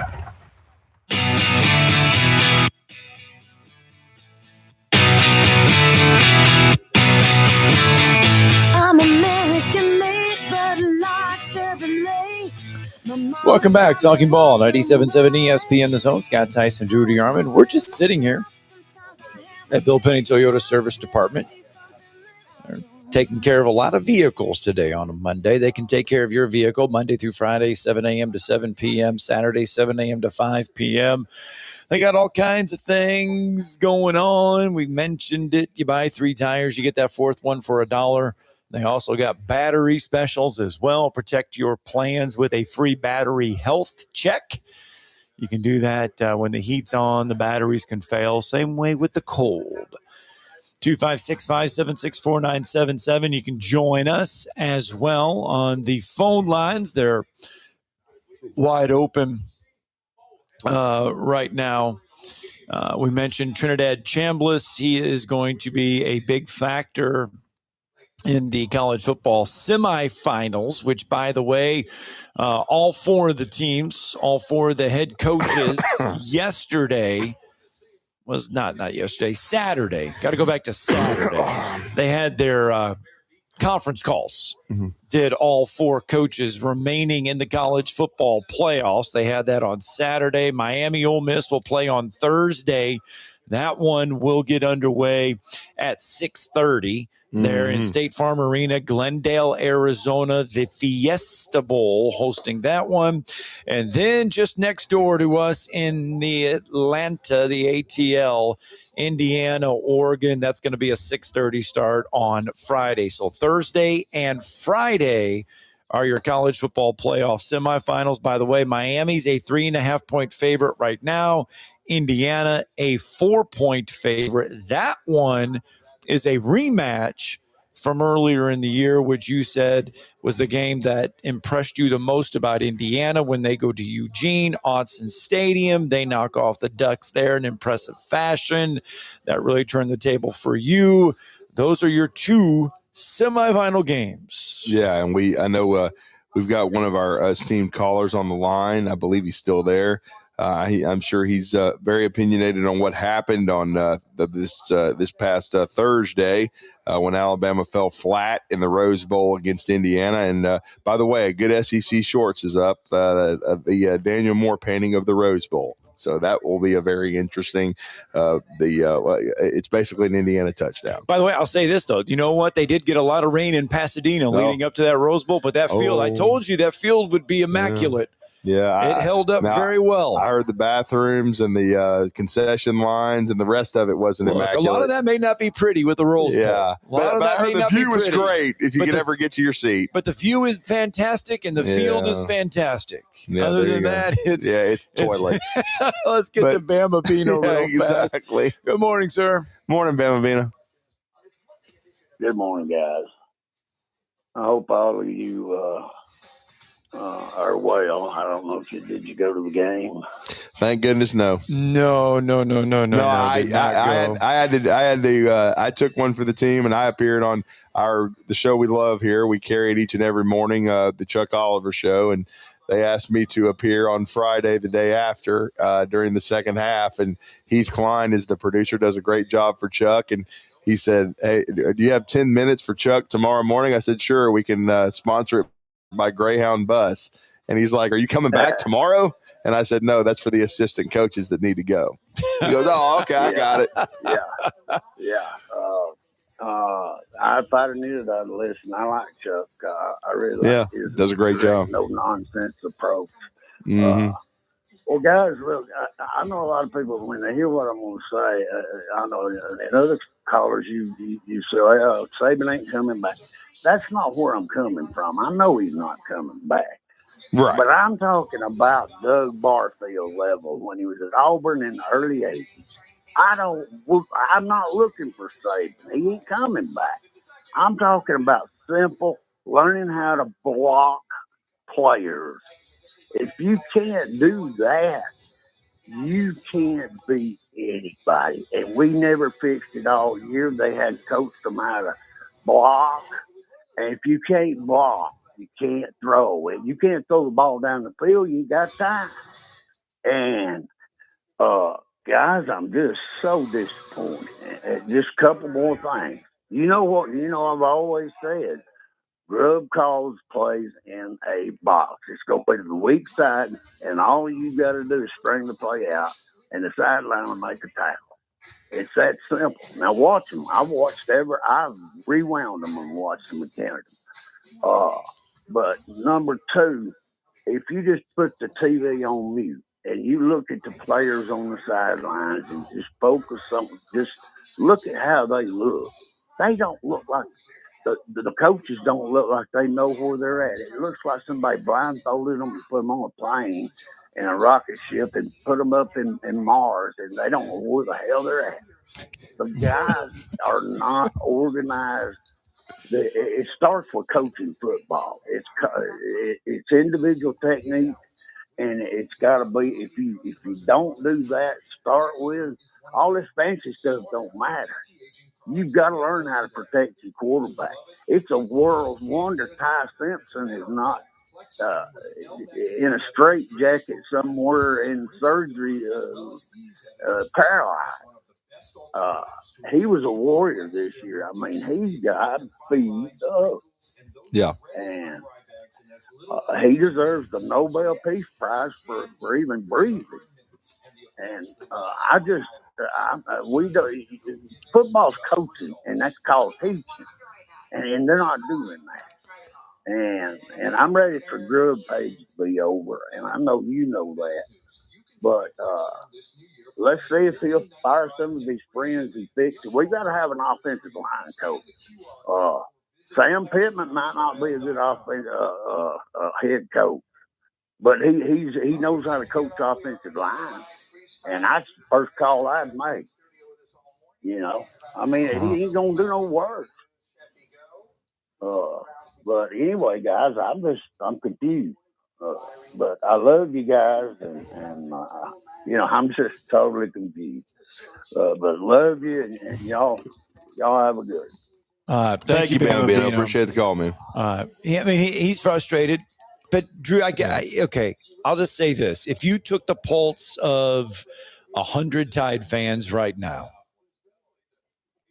I would say 60% of those Tide fans, if Kalen DeBoer would take another job, probably would be happy.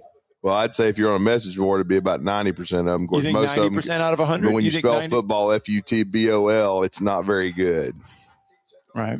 You know, when you think it's that high of a percentage on the message boards? Absolutely. I mean, because Tighter Insider is the one I contribute to, and I went over there right after the Rose Bowl, and it was nothing but carnage. I mean, good grief. I mean, and yet if you do that, then you're where Auburn is, and Auburn. We're going to talk to Bryan Mathews at the top of the last hour, our now new 9 to 10 o'clock hour. Auburn has lost so many guys in the portal. 27, I think it's up to, or I think it's 27, 26. The only one that they've retained that I know was among that was considered a key guy. Now, they have some young guys that they have retained since then, but I'm talking about Xavier Adkins, because when the portal first was about to open, the thought was Deuce Knight, Xavier Adkins, and Cam Coleman, and all those guys are gone. Malcolm Simmons is gone, and now Xavier's not. They did re-sign him, but Deuce Knight, he may end up at Ole Miss. He's gone. Cam Coleman is almost certainly gone. Malcolm Simmons is gone. Cam Coleman visiting Texas. He's coming off of the weekend. He was at Texas and Texas A&M. Yes. Didn't agree to anything yet, but I would still think the two Texas schools, especially Texas, would probably have the edge. If there's no deal by Tuesday, then he may end up on the Alabama's campus on Wednesday. Now, I would still kind of doubt that trip happens, but again, we'll have to follow it. Malcolm Simmons is getting a lot of interest. He's gone.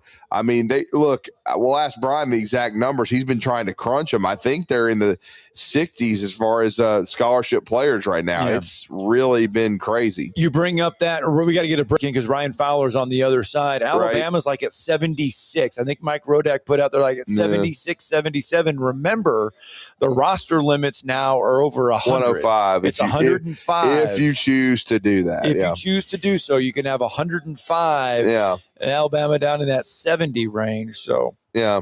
Interesting times in college football. Let's get a break in. Ryan Fowler's on the other side. We've got to get in with Ryan Fowler. We'll talk with him coming up next.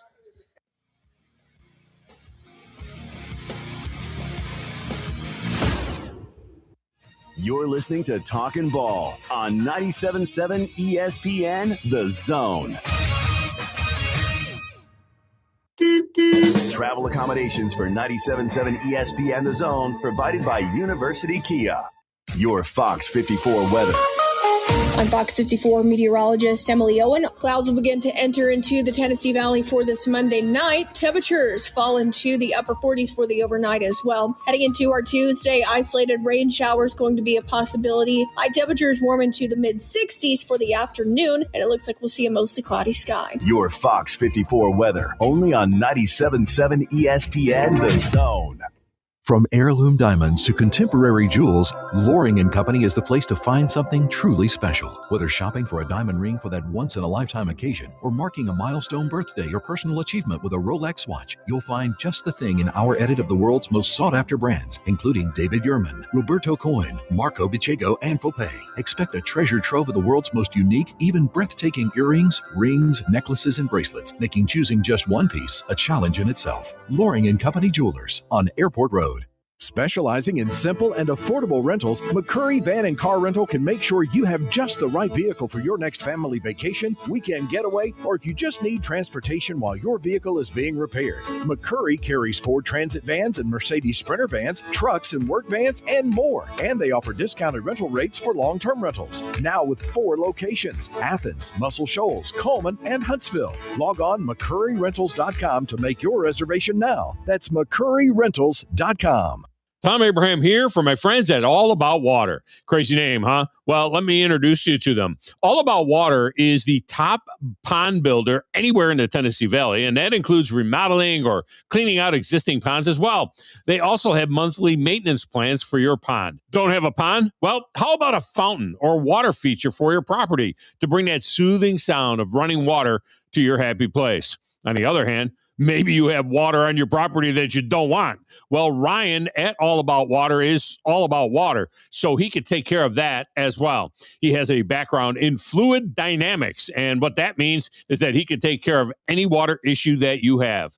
Finally, how about that irrigation system that you have or that you want? Well, they do installs and maintenance and repairs on those as well, because they are all about water. Learn more at allaboutwaterllc.com. That's allaboutwaterllc.com. You'll love the expanded wine selection at Liquor Express. From special occasion to everyday table wines, they've got what you need. Meet your friends at the largest tap wall in Alabama with 105 rotating selections. Then take home a growler full of your favorite or choose from our 1,000 canned or bottled beers. Need help stocking your bar or planning your party? Liquor Express has a knowledgeable, professional, in-house staff that can assist you with anything from your bar to the planning of your special event. Visit liquorexpress.net for tasting specials, giveaways, and classes. Your home of the Alabama Crimson Tide is 97.7 ESPN, The Zone.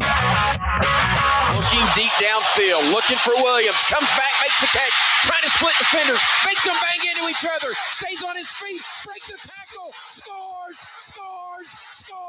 Ryan Williams, one play, 75 yards. Your home of the Alabama Crimson Tide is 97.7 ESPN, The Zone.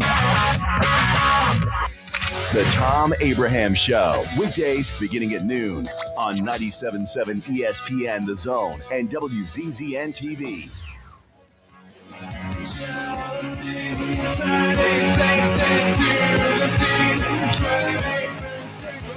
All right, welcome back. Talking Ball, 97.7 ESPN, The Zone. Scott Tyson, Drew DeArmond, 8:36 on a Monday morning. We're live from Bill Penney Toyota, sitting out here, hanging out in the service department.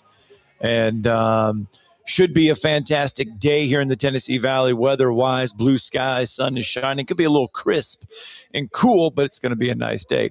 A lot of stuff to get to. We talked about Alabama. We talked about the roster size. We talked about where they're at right now, the transfer portal. A lot to get through with this Alabama football team coming out of that disappointing performance in the Rose Bowl. Yeah, it certainly was disappointing, and it really puts the onus on year 3 for Kalen DeBoer. But in a lot of ways, I'm fascinated to see how a guy with DeBoer's track record and pedigree handles this situation. And who better than to look into it than our next guest? Of course, he would be on our newly expanded 3-hour show in our first one.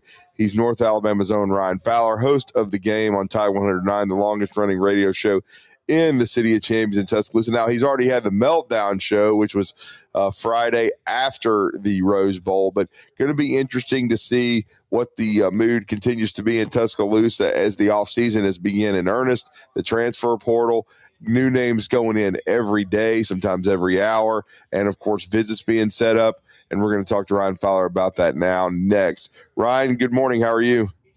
Hey, good. I'm sure you guys just saw it. Parker Brelsford has declared for the National Football League draft. That happening literally seconds ago. So, thank you for bringing that on. Not surprising. That's not surprising. We kind of discussed that. I just discussed that before going to break. I thought he was turning pro. That was an expected move, right, Ryan? Yeah. No, it was. No. And I know that they did try to see if, that it would be an option. And, it was not, right? So it's going to be a complete rebuild on that offensive line. I mean, it looks that way. It's going to happen. And, it is a rebound. Let me ask you, I know you guys have got questions for me, but I'm going to ask you just a random question. With all the portal entries on the offensive line, what does that tell you about Coach Cap, if anything? Well, I would say I would question the lack of development and really if you're having to play, and I've had people bring this up to me. We had callers bring it up all year. And Bama Bino has been one of them who just came on with us. If you're rotating offensive linemen, all the way to the bitter end from game 1 to game 15, to me, that's not a good sign, Ryan. No, it's not. But I also think that this just reflects negatively on Coach Cap. Because it looks like they don't enjoy playing under as a position coach, Coach Cap. That's what it looks like. I mean, it's 50,000 feet. I've talked to anybody. I'm just looking and going, okay. And you may use the word development, whatever it is. There's a disconnect between Coach Cap and his offensive line. And really, if you think about it, the way they played throughout the season, that was a big disconnect. Mm-hmm. For Agreed. some reason, he did not get 100% out of his center. He really struggled. I mean, to me, that was the biggest disappointment for this year was the way that offensive line performed. And it wasn't like that there was no talent. There was a lot of talent on that offensive line, a lot more than there will be in 2025. And you're sitting here trying to tell me that, some reason there was a disconnect. I don't understand it, but I see it. Well, it's you can sit there and say, if that would, it's going to cost at some point, are you going to make a change there? I guess is what I'm saying. I'm sorry, Scott. I jumped. No. I mean, it's easy. And I'm saying, and I'm agreeing with you because you got Parker Brailsford, who's going to the NFL draft, Caden Proctor, who's leaving. Lots of times when you have guys like that have gone on to the next level, you don't see guys leaving because there's a chance for them to play the following year. There's a chance for them to get on the field. You've waited your turn. Now it's your chance to play. And guys are going into the portal. They're not even staying around to try to compete for spots that for sure are going to be open. Yeah, and see that.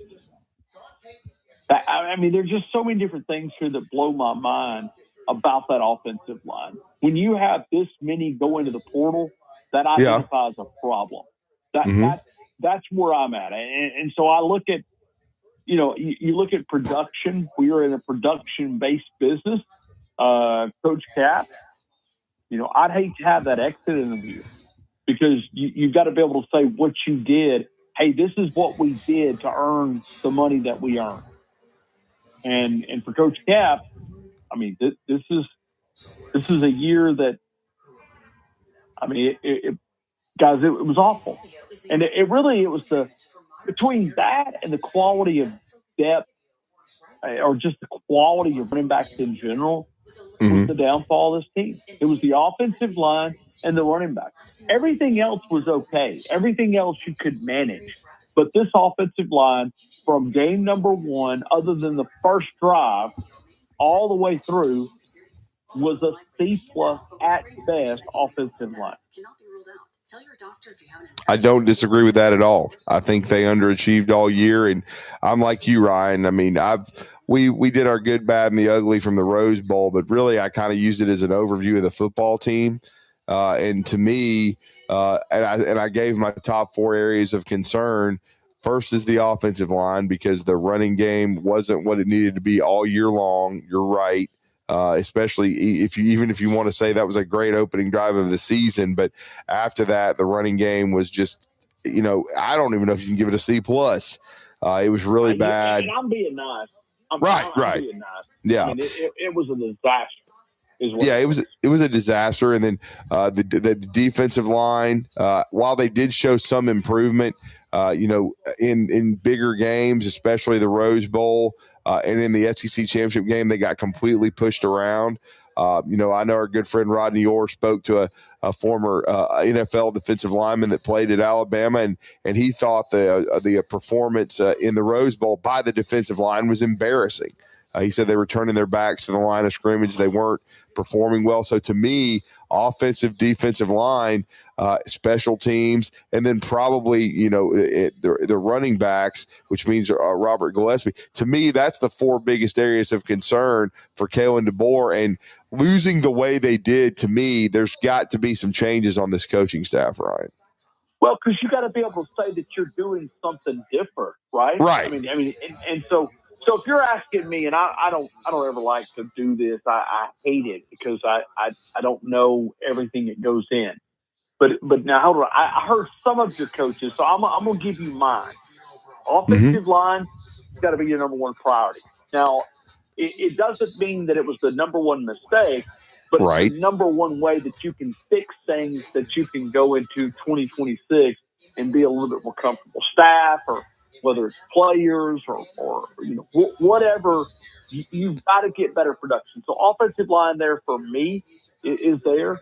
I go to special teams coach. That was a cluster. I mean, it was really one play that you want to bank on, and that's a drop punt at Oklahoma. Other than that, did Alabama do anything in the special teams category that makes you want to go, man, this guy's really, really good? I mean, because you have to judge that unit just like you do offense, defense, special teams, the three phases of college football. So when I look at the special teams, Jay Nunez that's another guy that did not complete the task. Bad. Mm-hmm. You mentioned running back coach. At some point, now see, this is a leftover from Coach Saban with Robert Gillespie. That's right. Now, was it simply because you have to advocate for your room? So if you didn't think your room was the talent that you thought you needed, then that's a problem. I mean, that's your room. So you got to go fix it. You got to go recruit. You got to go make sure that you fulfill that. And a lot of these developmental guys that were there, these guys were under Robert Gillespie. So a little bit displeased with Robert Gillespie.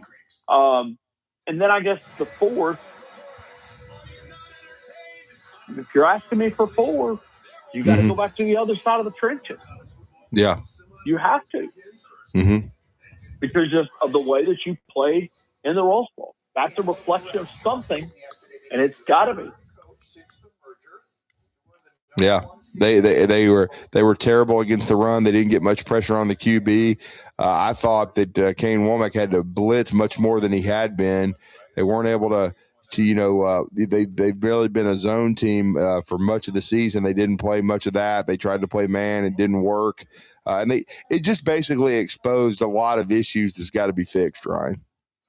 No. I can't think of a 60-minute game right. that you think that you walked in with things that you thought was going in the right direction, and it kind of went the other way. Yep. Yeah, it really did. I mean, it really – I mean, like you walk out of that game and you're going, okay. I mean, you walk into the game and you're in pretty good shape. But you walk out of the game and you're going. I mean, you just develop a list of questions. And I believe that Kayla DeBoer is going to address these. Now, you kind of wonder, all right, how quick? I think you have to somewhat manage at least the first few days of the portal, and then I think that you find a way to address these in other ways. So anyway, it's going to be a long offseason. Any way you want to spin it. I mean, but as Mike Rodak said just a couple of seconds ago on the X account, Alabama's now down to 12 offensive line, including the 5 incoming freshman junior college players. Right. Mm-hmm. That's right. And expected to lose another one in Caden Proctor. Yeah, well, that's right. Yeah, I mean, it doesn't take a molecular engineer, but he's not coming back. I mean, I'm not here to make his decision, but he's not. Yeah, I mean, that one was pretty much automatic. I mean, you know. Mm-hmm. Ryan, what's your feeling with Ryan Grubb? We've had a few people call in this morning and they're frustrated, I think, with Grubb and his play calling and his vision and everything. What's your feel around Ryan Grubb? Ooh, all right. You have to go back and understand Coach Saban wanted to hire Ryan Grubb. Mm-hmm. Now, that's in right. the back end of the tenure, Coach Saban made a lot more mistakes than he did at the front part of the tenure of hiring coaches. He was his number one choice for a long, long time, right? I mean, he was. So I look back and I think about this. I look back and I think about, all right, what was it that made Ryan Grubb so appealing? And I almost wonder is, you know, with a quality running back, because I do think the running back quality was nowhere near to the level of an Alabama standard in the backfield. Mm-hmm. I look back and I think about, guys, is there if you upgrade it, like take Hollywood Smothers, 85 yards per game, 5.9 yard average. and you bring him in, Alabama's still playing. You didn't need to be Derrick Henry 2015. Right. But you never could establish the rushing attack. And the first thing he told me during an interview in June the 12th, 2025, he came on my show in Tuscaloosa, and I didn't even have to ask the question about running the football. He brought up the question about, well, we've got to be able to run the football. I started Friday's show after the Rose Bowl playing the audio clip where he said, you've got to be able to run the football in the Southeastern Conference to win a championship. And that never got started. So I'm not here to move Ryan Grubb out. I'm not there yet. But what I am here to say is he's going to, because remember now, Jamarcus Shepard was the co-offensive coordinator.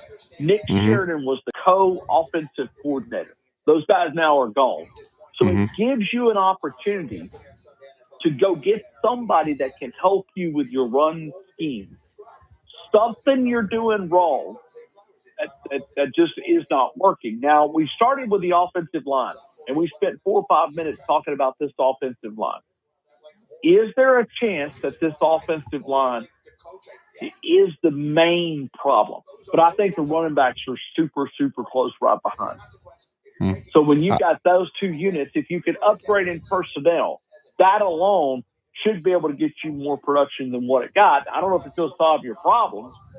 And I can't think of this offensive line right now unless they go to unless they go to the portal and clean up some of these discrepancies.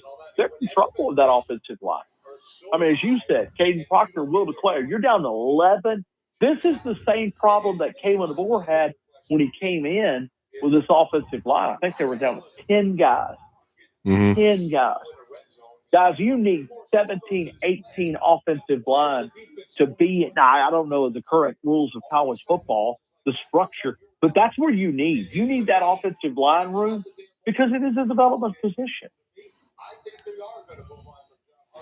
Yeah, no doubt. It's one thing that Nick Saban in the previous version of college football before NIL on the transfer portal did such a great job of stacking and developing talent and having guys ready for if there was an injury or if once they waited their turn, they could be a year and then you'd be ready to play and be a first-round draft choice. We saw that so many times, or at least be an NFL player, no question about it. And that's what's made this tougher. And, this portal class, Ryan, I think as we wrap it up with you, this portal class is supremely important for Kalen DeBoer's critical third year. Oh. I feel like that's the understatement of the year. True, he's got to have it. He has literally got to have it. And I'm talking about, when you go to the portal, you generally have to spend even more cash. You are going to have to. Courtney Morgan's got the hardest job because he's got to go find to replenish this talent. And, you feel like that they've got tons of money. They're going to have to spend it. Because now is the big one, right? You've got to go. You got to go get a center. If you think that you have a left tackle, you at least got to go get some depth there. That's an expensive move right now in the portal. Is that particular position? You now go. You got to go get depth guys. You got to go get quality guards. Now you got some guys that can play. Obviously, Michael Carroll's going to be one of the tackles. Do you feel comfortable with Jackson Lloyd yet? William Sanders, do you feel comfortable with him? Guys, it's and the offensive line, quarterback is where you spend the money, but quickly that money goes from high on defense and offensive line. That is a tons of money of you spending the guys in the trenches. Tons. Probably any other than quarterback, the next amount of money that it costs you is offensive and defensive line. And Alabama's going to need both groups because they really need another dominant defensive lineman too. Yeah, they really do. Well, Ryan, we appreciate the time. We know it's going to be a busy day for you on the game from 2 to 6, and it's been a heck of the last few days, but we always appreciate you. Thank you for coming on our newly expanded 3-hour show, and we always appreciate the intel, my brother. Hey, you are welcome. Congratulations on increasing that third hour. Hey, do one more. Go forward. Right, see you guys. See you, Ryan. Thank you. Ryan's been doing that a long time. All right. Are we going to take this, Brody? Yes or no? Okay, we got to get it in. We'll get be a right quick back. lightning break in.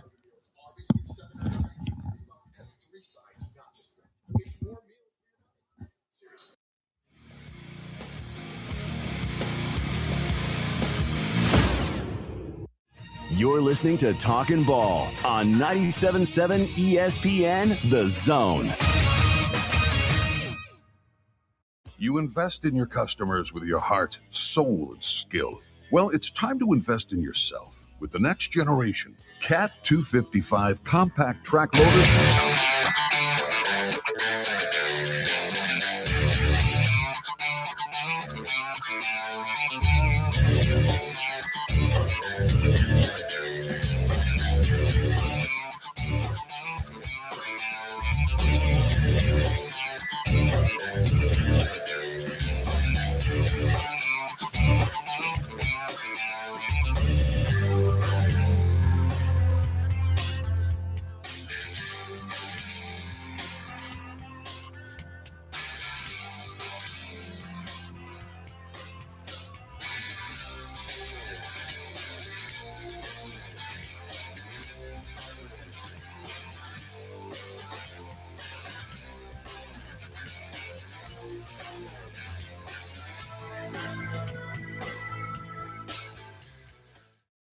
Tide fans. Here comes the Tide.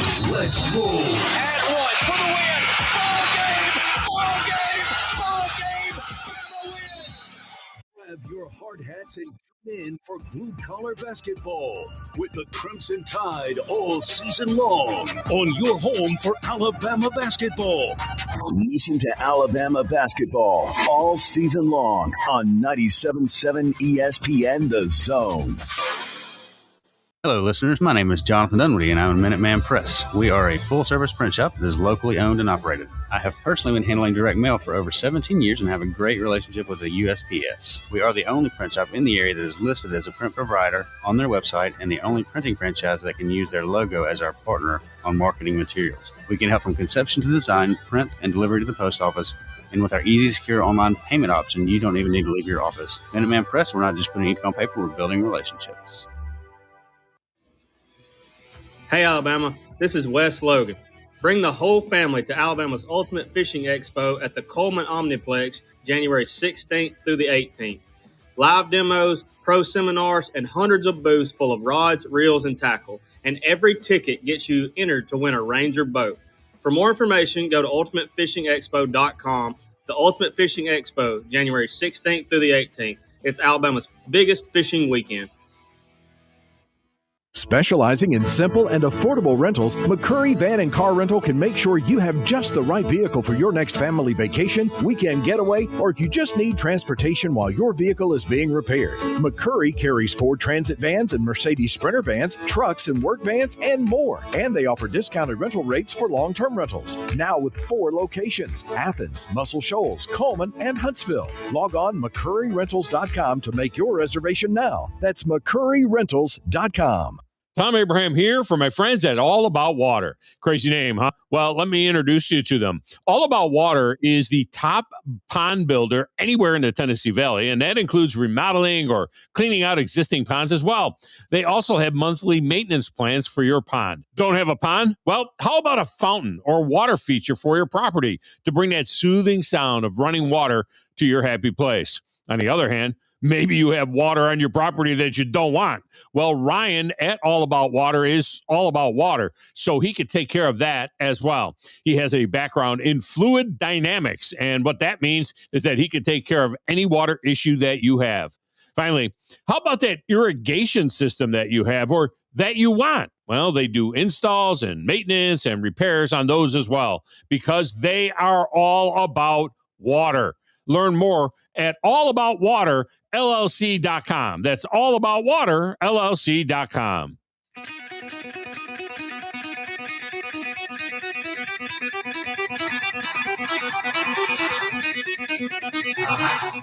Welcome to Talkin' Ball with Scott Tyson and Drew DeArmond. Call into the Neighbors Wealth Management Hotline now, 256-576-4977. That's 256-576-4977. Now, here's Scott and Drew. Well, hour 3. Here it goes. Hour 3. Brought to you by our good friends Hyundai. Last time we did this, it was a Facebook Live. Oh, that's right. You forgot. I told Steve that yesterday. We used to do 2 hours from here. We used to do 2 hours of show from here, and then another hour of Facebook Live. Where we would take questions, and that's how this whole thing started with us being live at Bill Penney Toyota and everything. And then it was like, you know what? Now that we got the video, we just do 2 hours of the show. That's what we need to do. Well, now we're right back to where we started with hour 3, and it's still streaming. But big thank you to our good friend Hyundai of Decatur and their Arthur Seaton for helping us start hour number 3 here for Talkin' Ball. And it's been fun. And again, Monday through Friday, 7 a.m. to 10 p.m. I knew you were about to say 10 p.m. I was about ready to say 10 p.m. We're just going to hijack everything. But anyway, we're on all day. We're live. We've talked a lot about Alabama, their disappointing performance in the Rose Bowl, what's next for them and everything else like that. We've talked about the Ole Miss Rebels, the Georgia Bulldogs. They're getting the college football playoff quarterfinals. Ole Miss into the semifinals. The lone SEC team remaining. It all falls on their shoulders. But then again, there's also the Auburn Tigers, and there's been a lot of news. And I know a lot of Auburn fans are kind of puzzled, bewildered, antsy, nervous, excited. I don't know if excited is in there. I don't know, because there's a lot of names in the transfer portal. A lot of the star-studded class that Hugh Freeze brought in is not there now because they're in the portal. I mean, it's an interesting time, but you have to believe that Alex Golesh has a plan. I don't know if part of this was part of the plan. I don't know. I can't believe it would be all part of the plan, but I don't know. Well, we're going to check in with one of our favorites, and of course, it would be apropos that he would be the first guest on the newly expanded third hour. Kicking it off. He's been a huge part of the show since I've been on the air for a decade. And certainly we always enjoy his candor and his and telling us the truth and what he believes is going on at Auburn, whether it's positive or negative. It's a time of transition for the Tigers in football. There's no doubt about that in the Alex Golesh era, and especially in this tumultuous time with the transfer portal and NIL. If you make a coaching change, even if you don't, like Kalen DeBoer, he's finished the season with a thud. He started it with a thud, and now there's so much conversation that we've seen so many guys hit the portal. Auburn's had a ton of guys hit the transfer portal, and we're going to discuss Auburn football. We're going to discuss their heartbreaking loss on the road to start SEC basketball play with Bryan Mathews, who since 2001 has covered the Tigers, and he's part of AuburnSports.com, part of On3 Sports, and he's been kind enough to join us. Bryan, Happy New Year to you. Welcome back to the show. How you doing, sir? I'm doing great. Thanks for having me on, guys. There's a message for you guys. eGoing74, it says, get rid of the ice cream truck and Charmin soft attitudes. I don't know what's going on this morning, but eGoing74 is not happy. Yeah, I guess. Get rid of the... I don't know what that means. I guess he's meaning he thinks Kalen DeBoer soft. I guess. I don't know. I would think we've heard a lot about that. We've heard a lot this morning. Yeah, Bryan. No doubt about it. What's going on? Got to run the ball, guys. Got to run the ball. Yeah, I mean Auburn's going through the same kind of transition and situation, guys. Bryan, we know that. And I know I was watching you guys. You guys do a great job with your YouTube channel, a part of Auburn Sports. I saw the 4-man panel you had, and you were quite frank. You still have questions about the commitment level from the Auburn administration above the pay grade of the coaching staff. I do, and this is the time we're going to find out if it's real or not, right? I mean, they signed the 14th class in the SEC. That's not good Yeah. enough.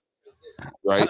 They've lost 30 players so far in the portal, including around 9 or 10 that I'd say is projected starters next year. So Mhm. we'll see what type of investment they make with incoming portal players. But if you're not going to sign a top 10, 15, 20 class, if you're not going to retain the roster, and if you're not going to, recruit heavily from the portal or get top players from the portal, what exactly is Auburn doing? Yeah, I mean, I mean, I think there's a lot of Auburn fans that want to know what they're doing, because you look at some of these names that are leaving, and it's at first you're concerned. You knew that not everybody would stay, but Sure. when you have a lot of guys that you thought would be the future of the program leave, Right. That's when you kind of scratch your head and say, okay, I'm going to trust you have a plan. You better show me a plan, because these are a lot of big names leaving. They are. And, if you go back to the portal the last few years, Auburn would lose maybe one or two guys they wanted to keep, right? And a lot of it was just guys that needed to move on or needed a better opportunity somewhere else. I mean, they're bad players or something, but just didn't work out at Auburn. But this year is completely different. They've lost almost their entire receiving room, right? Malcolm Simmons and Cam Coleman, of course, were big, big losses, right? Guys who could start for a lot of schools in the SEC and probably will be, but not for Auburn, most likely next year. Amars Williams is going to be Auburn's starter at defensive end, stepping into the shoes of Keldrick Falk there. He's moving on. A couple offensive linemen moving on. Both starting cornerbacks, Jay Crawford, Kyan Lee, with multiple years starting experience, moving on. Starting middle linebacker Robert Woodyard, even though he was probably getting pushed or passed by some young guys, also moving on. So that's just a lot of players that Auburn is losing that they love to keep. Malik Blockton, a 2-year starter at defensive line.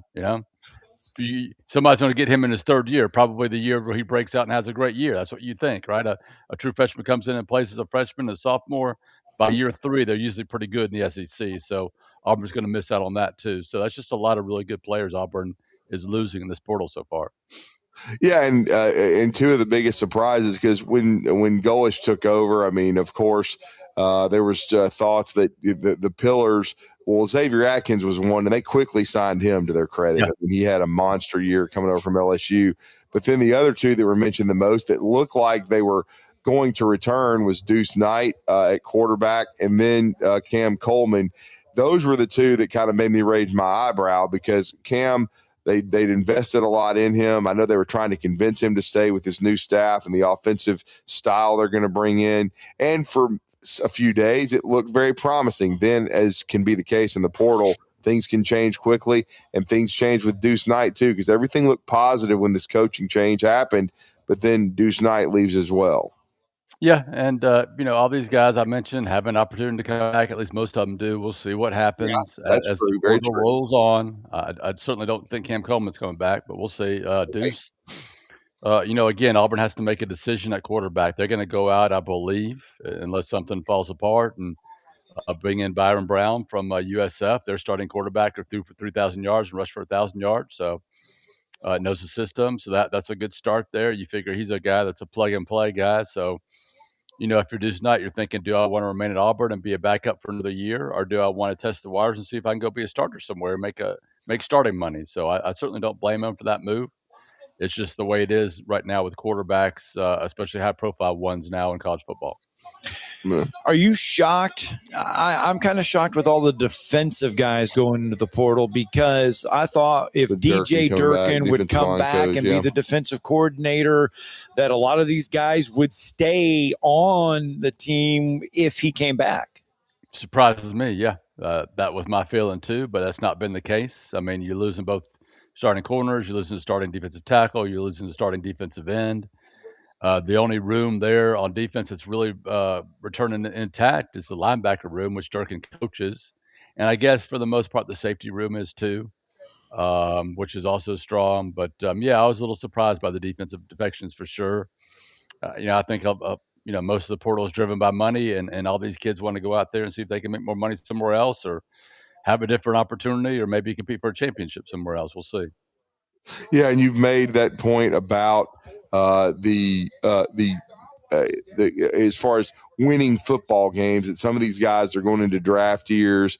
They want a chance to win. This is going to be a transition year under Alex Golesh. Now, we're not going to guarantee anything because we've seen teams turn around quickly, but we've also seen a transition year that's a struggle. So we don't know yet. A lot of it will be how this portal plays out in the next several days and what Auburn does. And they have set up a lot of visits. They're bringing kids on campus. But I will say it is pretty – I know one thing you made to us before our New Year's break was that Auburn was going to have to definitely rebuild the tight end room, but now that's expanded to wide receivers and just stunningly the offensive and defensive lines. Yeah, I mean that they have to replace the entire quarterback room again. They've got to not even that. Five starters on the offensive line, and they got to find 4 starters on the defensive line. Basically, I guess Jared Smith maybe is a guy that's coming back for a second year that could be your starting edge or one of those guys there for sure. But those are expensive positions: quarterback, offensive line, offensive tackle, defensive end, edge, defensive tackle, along with 2 cornerbacks, right? I mean, Rashawn Pleasant, of course, could step in and be a starter there, but they have hardly any depth. So it's just they've got a lot of really important holes to fill on both sides of the ball that are going to be really expensive if they want to get SEC level talent in. So so far they got 4 incoming, 2 young receivers, long snapper, and a backup quarterback. So they still got a ton of work to do. It's just day 4 of the portal, so you don't want to start complaining or panicking anytime soon. Like I said, I think Byron Brown's going to be a guy you build around at quarterback, but until that happens, it hasn't happened yet. And he did get he's all good though, and he's cleared to play next year. That eligibility. I thought there was something he was going to have to apply for a waiver to play next year, and everything. I mean, did that all get sorted out? Do we know? I'm not aware of that, so that would be news to me. I just thought he had a year of eligibility left, but if he has to apply for a waiver, I'm not familiar with that process. Yeah, I thought he did. I could be wrong. Yeah, you may be right. I mean, we'll see, but I mean, a lot of that's going on. But I would think that if that were the case, if there wasn't some sort of guarantee, I don't think Deuce Knight would have, would have left campus. That doesn't make sense to me. Because I'm sure Deuce's camp and Deuce's decision, at least to leave thus far, and again, like Brian said, not to say that he couldn't come back, but is because he wants to start and see what's out there, what opportunities are there if Byron Brown is going to come in and be the starter. But I would think, like you said, Brian, is the coaching staff now complete, or are they still in the process of doing that? Oh, what was that about the coaching staff? Is it complete on field, or are they still trying to fill a spot or 2? I think the on-field staff is complete. I doubt the off-the-field staff is ever complete, right? Because there's always it's never coming and going. It can be difficult to keep up with all the analysts and all the personnel and recruiting people that come in and out of a program as big as Auburn, or at least as big as Auburn used to be. They're probably still in the process there, but I think all the main assistants have been hired and they're ready to go as far as that goes. Mm-hmm. Yeah, and so we'll see where it goes from here. But and now in your mind, there's so much to do, and you talked. And Byron Brown would be a huge piece of the puzzle. Yep. But as far as priority goes, wouldn't it have to be offensive and defensive line after you get Brown in the fold? Yeah, I mean, just look at the college football playoffs, right? Yeah, look at Alabama. 3 of those games, yep. including the Alabama game, it was a line of scrimmage that made the difference, right? Right. I mean, Ole Miss, Chambliss was incredible. I think Ole Miss held their own at the line of scrimmage. They didn't get dominated by Georgia, but in the other games, I thought the line of scrimmage was really the difference in a lot of ways. So, yes, they do, and they've got a ton of players they got to bring in. They've already had some talented linemen come through. I think from a defensive standpoint, the Cody Sigler kid, the defensive lineman, it seems like he could be, fairly close or very interested in Auburn. I think he's originally from Alabama, I believe, from Arkansas State. Offensively, they've had a couple of offensive linemen come through already. Grant Seagram from Oklahoma State, Joseph Simmons, Madison, Devin Voss, Kansas State are all guys I think Auburn has a lot of interest in. And then I noticed, I don't know how much interest he has in Auburn, but Stanton Ramel, who I'm thinking maybe it was 3 or 4 years ago, he came out of somewhere in Birmingham, maybe Mount Brook or something like that. It was Thompson, and he went to Michigan State, right? Went to Michigan State, right? But so, maybe they get a guy like him come back. Although, if I remember correctly, I think Stanton was a big Alabama fan at the time. So we'll see. Maybe Alabama has some room for a starting Big Ten tackle. So, but yeah, I think Auburn is certainly targeting those positions. It certainly understands the need to bring in multiple players at those positions. But so far, we're just in we'll see how it goes. Bryan Mathews joining us on the Neighbors Wealth Management Hotline, as well as our WZZN TV YouTube page this morning. Brian, a lot of football news. I mean, there's just tons going on, the transfer portal and everything. But Stephen Pearl and the Auburn Tigers did start SEC basketball play over the weekend. Yeah. Amazing finish there to the end of regulation for Auburn. Unbelievable that they were able to get it tied, but just not able to get it done in overtime. No, it was a really entertaining game. You go on the road to a ranked team and lose in overtime by 4 points. I don't think it's the end of the world. And really, if you look back at overtime, Jeremiah Wilkinson, I think it was him, who's hopping up and down on one leg, just nails 2 threes from the logo, right? That was the difference in overtime. And I mean, sometimes you just got to tip your cap, in my opinion. Now, I think that Stephen Pearl would disagree with me.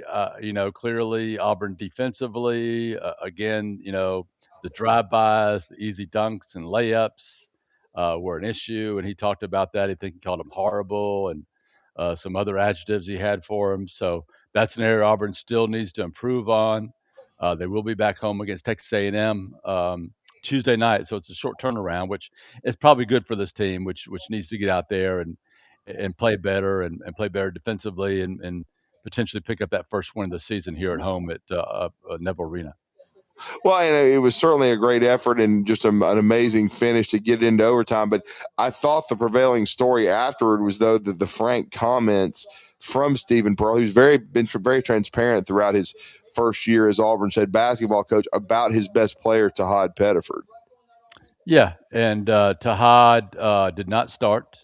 He said it was the coach's decision, not meeting the standards. This to me is a little concerning, right? Because Tahad was the guy that was coming back, knew the system, knew the standards. You thought he was going to be your leader. You got all these other 10 newcomers coming in, and they could turn to Tahad, and he would be the guy that was going to explain to them and be that player coach for them, and that's just not happening. And that leadership is not there, and frankly, he's not playing as well as he can, right? He's, I think I told it up. He's 22nd in the SEC in assists right now. Mm-hmm. He is not a assisting point guard. He's a scoring point guard, but still, you can be better than that, right? And then his shooting is down 3-point wise, not in the top 30 in the league right now. And then clearly he has the same issues that a lot of players on this team does as far as guarding on the perimeter. So, I just think he needs to step up and be more of a leader for this team. I don't think Auburn can come close to its potential unless it has Tahad playing at a really high level, playing like a first-team All-SEC player, which he should be playing at, which he's not at the moment. Wow. Well, great stuff from Bryan Mathews. Always outstanding intel and strong opinions. Brian, I know it's a huge time for the portal, and now Alex Golesh building his first Auburn roster. Certainly basketball coming up tomorrow. You mentioned Bucky McMillan coming back to Alabama to play in Auburn Arena. But let everybody know to follow you guys and all the coverage, because that's going to be another great storyline. Bucky coming back to his former state. Yeah, that's going to be fun to watch. I'm really looking forward to that. And I'll be there Tuesday night. And we are having blowout coverage of the portal right now. Our guys are over there. They're giving updates on our message board. You can follow us on Twitter, on the site. But yes, come check us out. We're running a great deal right now, 50% off. You can sign up online, auburnsports.com, part of On Three and Rivals Network, blowout coverage of the portal, basketball, everything happening with the football team right now, all that and more. Check us out. You can follow me on Twitter/X at BMattAU. Thank you so much as always, sir. Appreciate you guys. Take care. Thanks, Bryan Mathews, helping us sort out everything Auburn there. And there's a lot to sort out. Yeah. A lot to still sort out. A lot going on, man. Yeah. Woo. I mean, Auburn is probably down in the 60s as far as scholarship numbers goes. And they certainly have that 105 number. But like, Jason Caldwell has said, and I trust him, he thinks they're going to bring in a huge portal class, maybe, 30, 35 guys. So this is going to be quite a roster build, an even bigger one. Alabama's got a lot to do, but Auburn, it's almost like starting all over right now for them. Well, the going rate right now for a top quarterback out of the transfer portal is going to cost you around $5 million. Well, that's what Indiana and John Cougar Mellencamp and all them are spending on their next one. Josh Hoover is Jack and Diane got their next quarterback. They did. All right. We'll fill you in on where some of these names have landed and the cost that it's costing them. Coming up next, Talking Ball 97.7 ESPN The Zone.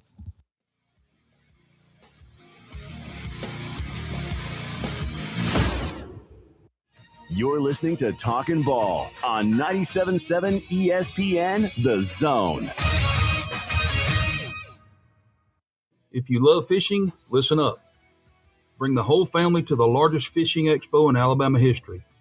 Alabama's Ultimate Fishing Expo is January 16th through 18th at the new Omniplex in Coleman. Pro seminars, show-only deals, live demos, and hundreds of booths full of rods, reels, tackle, and more. You could even win a new Ranger boat. For all the details, go to ultimatefishingexpo.com. Don't miss Alabama's Ultimate Fishing Weekend.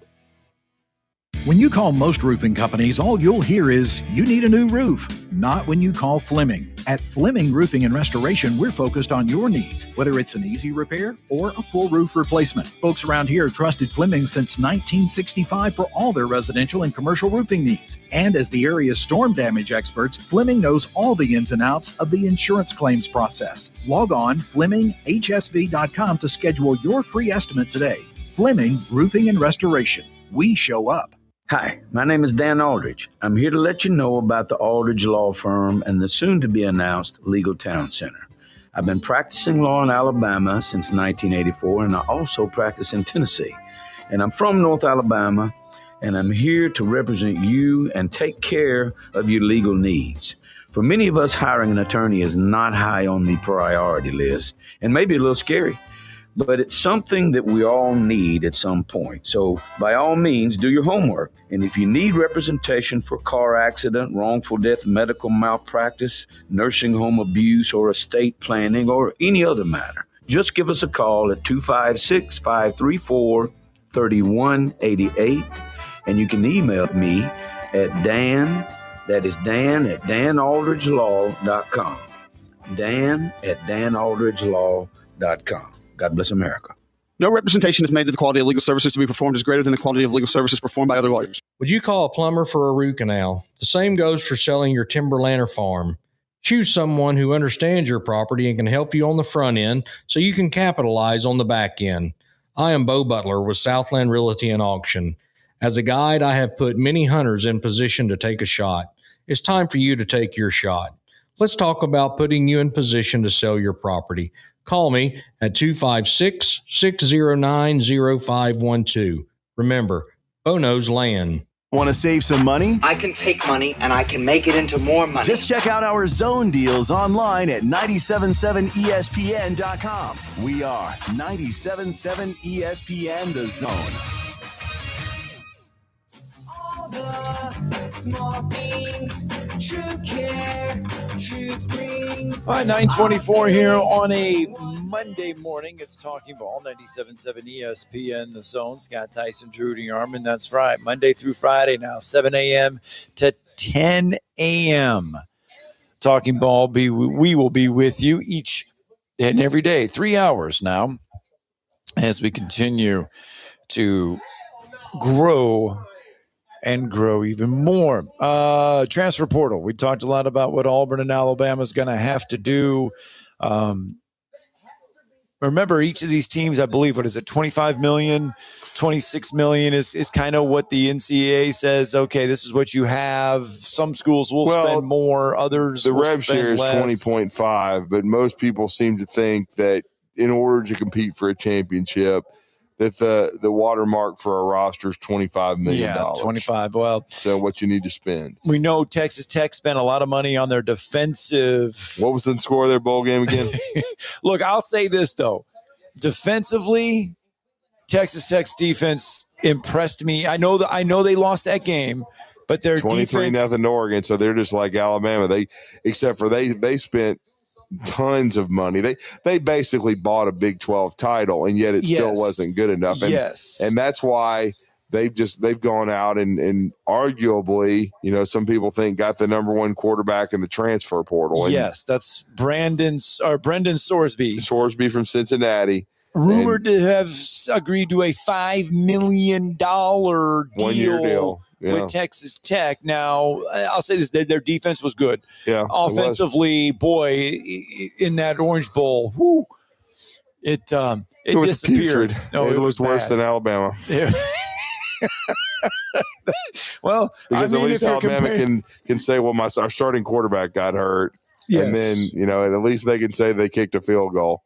So, and that their backup made a few throws. But, yeah, Texas Tech's QB situation and their offense, their execution, it brought back the old John McKay quote, I'm in favor of it. I mean, it was not good. So they almost mirrored each other. Did Oregon impress you at all in that ball game? So certainly. I mean, Dante Moore was poised. He made plays. He didn't turn it over, and Tosh LeBoy's defense looked good. Do you think they have anything for Indiana in this rematch? It's always tough to play two times. But of course, my track record right now sucks. But hey, I just tell the truth on this show. Hey, I am so happy I went with Oregon. Yeah. I did pick Oregon in that one. I mean, I don't know what they have for Indiana in round 2, but I did go with Oregon. Yeah, I mean, I'm going to go ahead and I'm going to pick a matchup nobody ever would have thought before the season, Indiana and Miami for the national championship in football. You don't think Ole Miss can do it again? I'm going to be rooting for Ole Miss, but I've got to pick with that defense and that front seven. I know, I've been critical of Mario's head coaching record before, but I never would have thought in my wildest dreams the coaching matchup in a semifinal would be Wild Turkey versus Mario. Do you think Pete Golding out-coached Kirby Smart in that ball game? Or do I you think he had Ole Trinidad Chambliss. I mean, I'll give Pete credit, though, from this standpoint. I mean, they really looked like they were fixing to get shellacked at halftime. It was 21-12. And before, Trinidad really started working his magic, right. I thought that Georgia's running game, and of course Gunnar Stockton, I thought they were going to, and their improved defense, I thought they would pull away and beat Ole Miss. I picked Georgia in the game, and I thought they had them right where they wanted them. Kirby Smart had a couple questionable calls. No, he did. He had a couple play calls in that game that you're going to sit there Kirby's and scratch lost your head at. his last 3 playoff games. Nobody's really talking about it because he's got 2 in the kitty already. Yeah. But I'm just saying that, but you got to give Pete Golding and his kids credit for playing the second half. And Pete's 1 win away from playing for the national championship. So, I mean, I've been critical of Pete too. So these are 2 coaches that are squaring off against each other that I never would have thought would have gotten to this point and be having a chance to play for a national title. Lane Kiffin now has to win 3 playoff games to have more playoff wins than Pete Golding. Well, like I said, he's got to win 3 now. Yeah, he's got to win 3 playoff games. I mean, somebody asked me this the other day, and it did. You had to think about it for a second.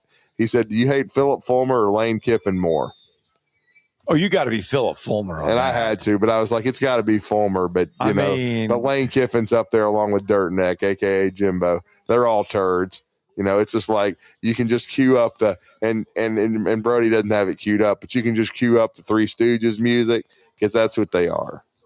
So Lane Kiffin, Jimbo Fisher, and Phil Fulmer. Yeah, with Fulmer is are Mo. your three stooges. Okay, and Fulmer's Mo, and then the other two are Larry and Curly or Shemp. I don't care. Is my brother Daryl, my other brother Daryl. I haven't found a Shemp yet. So that I can't stand. Yeah, no, I hadn't found one. Lincoln Riley? Well, no, I don't hate Lincoln Riley. So you know what I'm saying. So I do hate Lane Kiffin. I do hate Dirt Neck. I can't. And of course, how about I on the basketball side? Could you put Will Wade in that conversation? Well, he could be Shemp, I guess. I don't know. But I mean, you have a disdain towards Will Wade. Yeah, and of course he coached at LSU. Shocker. All right, 8:30. I tell you what, let's get a break in. Or I should say 8:30. It's 9:30. Yeah, well, we got to get used to that. It's 9:30. We're still rolling. I just looked down and saw the 30, and we've always said, well, we had to pack so much stuff into 2 hours. We did. Well, and now we got to do 3. We haven't even gotten everything we wanted to get through today yet. But we'll get there. Let's get a break in. When we come back, we'll get back out to the phone lines 256-576-4977. This gives us more time to take the calls of our listeners. It does. We can open up your feelings and emotions. It's like an Oprah show. Oh, good God. Sit on the couch. Or no, it's a... No, I'm not saying what I could say. We're just going to break. Yeah, we're going to get one in. Talking Ball 97.7 ESPN The Zone.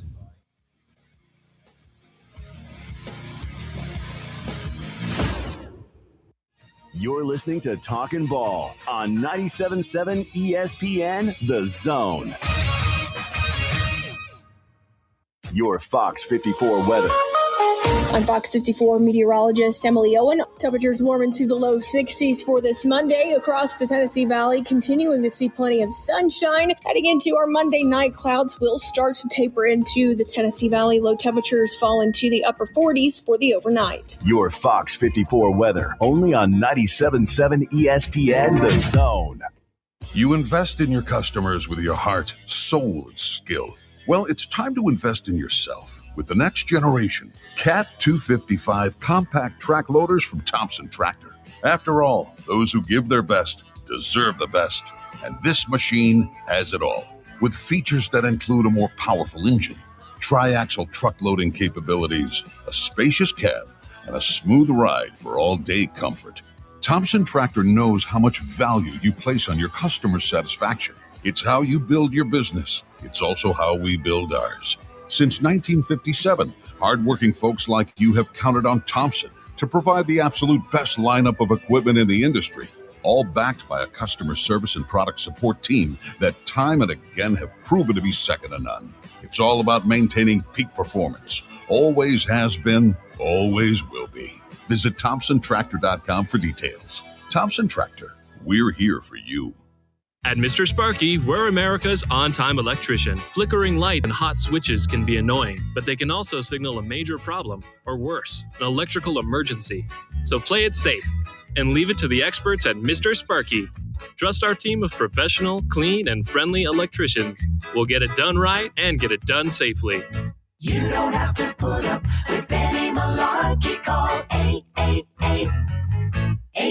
Independently owned and operated, licensed in the respective state or county. You've got to experience Toyotathon at Bill Penney Toyota. They've got the selection with over 700 new Toyotas to choose from. And they've got the extras with Bill Penney perks and a 10-year unlimited warranty. So get on over to Bill Penney Toyota today and experience Toyotathon. Bill Penney Toyota in Huntsville and online at BillPenneyToyota.com. Bill Penney's Toyota 10-year unlimited warranty is valid through the 10th year of ownership. Valid on new vehicles only. See dealer for details. Injured in a car accident? Get the help you need. I'm Morris Lilienthal, a personal injury lawyer right here in Huntsville. I've personally helped over 4,000 clients with their injury claims. My firm, Martinson & Beeson, has been helping clients for over 80 years, and we have received over 300 5-star Google reviews. We know that injuries and accidents can be life-changing, and I'm here to help you navigate the entire process. Get in touch with me right now by visiting morristheattorney.com. There's no charge for our meeting. Again, that's morristheattorney.com. I look forward to helping you. No representation is made. The quality of legal services to be performed is greater than the quality of legal services performed by the lawyer. You've been paying on that life insurance policy for years, but maybe you don't really need it anymore, or it's gotten a bit too expensive.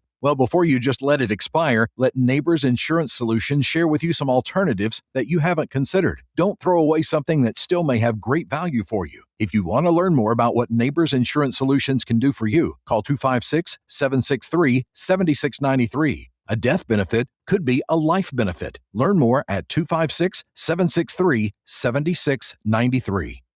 The Drive with Wes Neighbors and Steve Moulton. Weekdays from 5 to 7 p.m.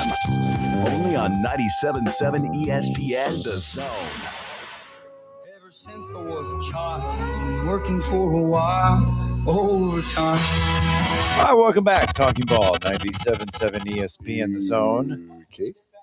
That was funky. A little bit. Talking Ball, 97.7 ESPN The Zone. Scott Tyson, Drew DeArmond. Welcome back in. 256-576-4977. You can join us here on a Monday morning. Let's go out to the phone lines, shall we? Brandon is with us. Good morning, Brandon. What's up, Brandon? Morning. So, missed y'all at the end of the year. Sharon Moore was my moron of the year, and it wasn't even close. I know they picked AC, but yeah, that would have tied. That would have tied it. Yeah, would have tied it back up. We all thought Sharon was going to win for sure. There was some late AC movement. He at least hasn't blamed Scott and I because we didn't vote for him, but you know. Well, he just rubbed all the listeners the wrong way. But I've never seen anybody make a bigger mess out of their life than what Sharon Moore did. I mean, buddy, that was a Maury Povich, Jerry Springer. I don't know what all you could, Ricky Lake, put them all into one, but that was like one bad episode, all three of those. Yeah, no question. And with DeBoer, I do not expect Kalen DeBoer to be Nick Saban. I never have, and I never will. I'm not going to put unrealistic expectations on somebody. I do think he's a good coach.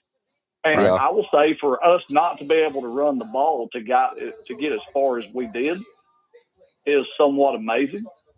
I'll go on the positive side of the coin, but we've got to figure out a way to fix this problem with the lines of scrimmage. And if that means changing coordinators, changing whatever we got to do to get there, then we got to do what we got. Excuse me, not coordinators, position coaches. We got to do what we got to do to get there. If we got to spend some money, if we got to go find some guys, because there are guys out there. I mean, Ohio State's got a guy that was just leaving. I mean, he's a heck of a player. Why he's leaving, I don't know if it's a money situation, but he was a very, very, very solid player all year long. But in that game against Indiana, 91 came between left guard and left tackle and ran behind left guard like he wasn't even there. He didn't even make contact with him half the time when he was coming around the end. And I believe that is more of a schematic thing and an effort thing than it is blaming a coordinator, or a position coach. And I mean, did y'all see that as well? Well, I mean, I've often said that when people are looking to blame coordinators, and we've had plenty of it, even on today's show with Ryan Grubb and Kane Womack and of that nature, that when you look at effort, sometimes it's also about talent, and I know what people try to say. Well, Indiana's a bunch of 3-star guys. They're older guys. They came from James Madison. They are, but they're extremely well coached and they're mature. And a friend of mine pointed out last night, Alabama's played more freshmen than just about anybody. And while they're very talented freshmen, they're still young. And so sometimes you don't get the production out of them. Sometimes things don't go your way. But again, I do think sometimes, Brandon, that coordinators do take too much of the brunt of the blame. I think a lot of it is sometimes if you don't hire the proper assistant coaches. And I think a lot of that for the great Nick Saban, who's the greatest to ever do it, I think a lot of that was his undoing his last couple years at Alabama. Was his staff wasn't nearly as good, especially from the position coach standpoint as it needed to be or as it was. You just missed on hires? Yeah, absolutely. Absolutely. And go ahead, Brandon. Well, I see a lot of guys when I'm watching the line of scrimmage, especially on the offensive side. They're not squaring guys up on blocks. They're not getting hands on guys. People are running around them, just like on the Daniel Hill play. To me, I fake that handoff, if possible, and run Daniel Hill forward. He's 6 foot tall, 240 pounds, and hope he falls forward for almost a yard. Right. After he gets on his feet. But I see a lot of technique issues where I see guys, they're not even really getting hands on people. People are just getting around them. And I don't know if that is coachable, if they don't have the talent to engage. I don't know what they got there. But in teams like Indiana, you don't see them failing to square a blocker up or getting hands on somebody. And I don't know how you correct that, but that to me was the biggest problem with the offensive line was they just weren't able to. They would chip a dude or barely get a hand on it, and then they would come around. And I saw way too much of that, and I look at it as a technique thing where it maybe it's not. Maybe they just don't have the athleticism or the vision to see what's going on. Maybe they're being confused by the run stunt. But in that game where you're talking about the tight end that didn't make the block for Daniel Hill, he totally whiffed on the block. There's no excuse for whiffing on the block. You see dude, you hit dude. It's not hard.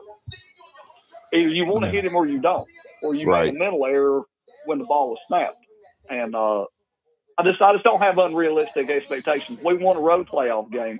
Can we get better? Yes, I do think we can get better. Do some changes maybe need to be made with personnel and or position coaches. I don't know. I don't really want Ryan Grubb run out of town. I've seen what he can do when he's got a Joe Moore award-winning offensive line. He can get out there and get with him. Michigan was just better. And I'm totally cool with that. And so my expectation for this year is let's get a little more physical on both lines of scrimmage, and let's give our quarterback time to do stuff, because it was obvious that Ty Simpson was hurt. Yeah. It was very obvious that he just couldn't play his ball game. And last night we sat at the Alabama women's game, and my wife got so tickled. I don't think she's ever heard Christy Curry come unglued. But Christy came a little unglued last night and was screaming, "This is not okay." And Andrea was laughing, and I said, "Don't laugh." I said, "Do not laugh." I said, she is out here coaching her butt off to a 30-point victory. I said, and she is expecting perfection to the very end. I was like, she's expecting these shots to go in. She's expecting them to play defense. And she doesn't care that she's up by 30. She is coaching a complete ball game. And that was a great ball game they put on yesterday. I mean, 77-48 win. Yeah. Really good win. I mean, it was a very physical ball game, and looking forward to many more of them. So, gentlemen, congratulations to your extra hour in the new year. And I guess if being that y'all got 3 hours, we could title this show "Fat Guy in a Little Coat." Oh, that's one of the greatest of all time. Yes. Roll yes. All right. Yeah. Was it Tommy? I think it was Tommy Boy. Tommy Boy was the movie there. Was it a limerick? What the hell was it? I mean, I remember it, but I mean, it was where he was in the. Yeah, it was. He was in the. He had the little jacket on. Yeah, fat guy in a little coat. Yeah. Oh, I'm fat. Don't have a little coat though. Chris Farley. The late Chris Farley. Yep, late Chris Farley. Another one we just lost way too soon. Basically the John Belushi of his generation. No, he did. And he tried to be, he tried to be there.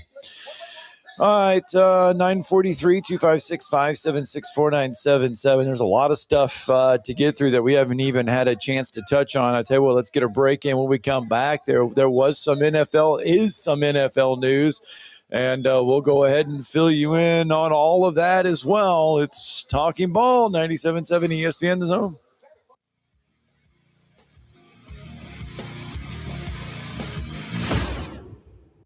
You're listening to Talkin' Ball on 97.7 ESPN The Zone. The crimson and white jerseys. Front court to the rack and the play. The sound of a buzzer beater. Got it to go as the buzzer sounds. The Roll Tide chant from the crowd. It can only be Alabama basketball. Join the Alabama Crimson Tide right here on your home for Alabama basketball. Listen to Alabama basketball all season long on 97.7 ESPN The Zone. From heirloom diamonds to contemporary jewels, Loring & Company is the place to find something truly special. Whether shopping for a diamond ring for that once-in-a-lifetime occasion or marking a milestone birthday or personal achievement with a Rolex watch, you'll find just the thing in our edit of the world's most sought-after brands, including David Yurman, Roberto Coin, Marco Bicego, and Fopay. Expect a treasure trove of the world's most unique, even breathtaking earrings, rings, necklaces, and bracelets, making choosing just one piece a challenge in itself. Loring & Company Jewelers on Airport Road. There's power in caring when it is put into action. Each year, our bankers serve on nonprofit boards, support our local educators, and volunteer with our hometown food bank. I'm Bobby Humphrey, Vice President of Business Development for Bryan Bank, and community service is just not a line item in our mission statement. It's who we are. Because after all, Alabama is our home too. That kind of commitment to community might not be what you would expect from a bank, but it's exactly what you can expect from us. Give us a call or stop by one of our 2 offices in the Huntsville area and experience unbeatable service and legendary results. Bryan Bank Equal Housing Lender, NMLS ID 2428943, member FDIC. Hi, my name is Dan Aldridge. I'm here to let you know about the Aldridge Law Firm and the soon-to-be-announced Legal Town Center. I've been practicing law in Alabama since 1984, and I also practice in Tennessee. And I'm from North Alabama, and I'm here to represent you and take care of your legal needs. For many of us, hiring an attorney is not high on the priority list, and maybe a little scary. But it's something that we all need at some point. So by all means, do your homework. And if you need representation for car accident, wrongful death, medical malpractice, nursing home abuse, or estate planning, or any other matter, just give us a call at 256-534-3188. And you can email me at Dan, that is Dan at danaldridgelaw.com. Dan at danaldridgelaw.com. God bless America. No representation is made that the quality of legal services to be performed is greater than the quality of legal services performed by other lawyers. No Wi-Fi? How are we going to stream the game? Mom, I have a research project due. How are we going to make dinner? Don't let power outages send your family into a meltdown. Get a Generac generator from Current Electrical. We keep your lights on and your Wi-Fi on. Visit gensuperstore.com or call 256-880-1880. Trust us, your family will thank you. Most current way to keep your power on. GeneracSuperstore.com. This segment of Talkin' Ball is brought to you by University Kia, the #1 volume Kia dealer in the state of Alabama. Located online at universitykia.com. Hey, hey. Bye, bye, bye.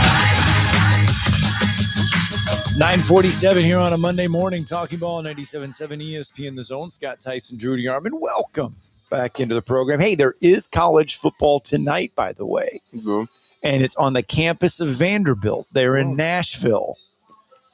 You got the FCS championship game. Montana State and Illinois State tonight. Yeah, Illinois State's kind of the Cinderella. Yep, they are. Montana State. Powerhouse. Yep. No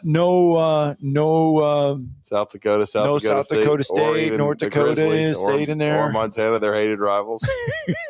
Yeah. That was a heck of a game, though. Montana State in that semifinal game. It was a heck of a game. If you follow rivalry, they hate each other. FCS football. I mean, I saw a little montage from ESPN about the rivalry, and it's hate. There's disdain. If you grew up in that state, you either like one city or you hate the other, and it's just there's no in between. There's no in between. No. You're either a Montana or a Montana State person, and if you're Montana State, you're staying out of off the Montana campus, and if you're Montana, you're staying the hell out of. Is it Bozeman? Yes, Bozeman for Montana State. Yes, I don't want to disparage anybody. Bozeman. Yeah, all Missoula right. and Bozeman. Missoula. NFL news, plenty of it going on. Yeah, regular season wrapped up. Black Monday. Yep, and the Atlanta Falcons said. Bye to their CEO, their general manager, and their head coach. Yep. Well, now they're expected to hire former quarterback Matt Ryan as their president of football operations. That's what a lot of people think, and he's been doing some television, and some stuff for I believe CBS. Adam Schefter reporting that one, by the way. That would be a very interesting hire, and then if John Harbaugh's fired by the Ravens and they're stupid enough to do that, then the Falcons need to be on the phone ASAP. Cleveland Browns say goodbye to their head coach. Who? Just got to throw it out there. Stefanski sucked. I don't care if he won to Coach of the Year awards. I bet hear Stephen A. Smith rant about that all morning. And the Titans have requested to interview Broncos defensive coordinator Vance Joseph, Colts defensive coordinator, and the Chiefs coordinator Steve Spagnuolo and Matt Nagy.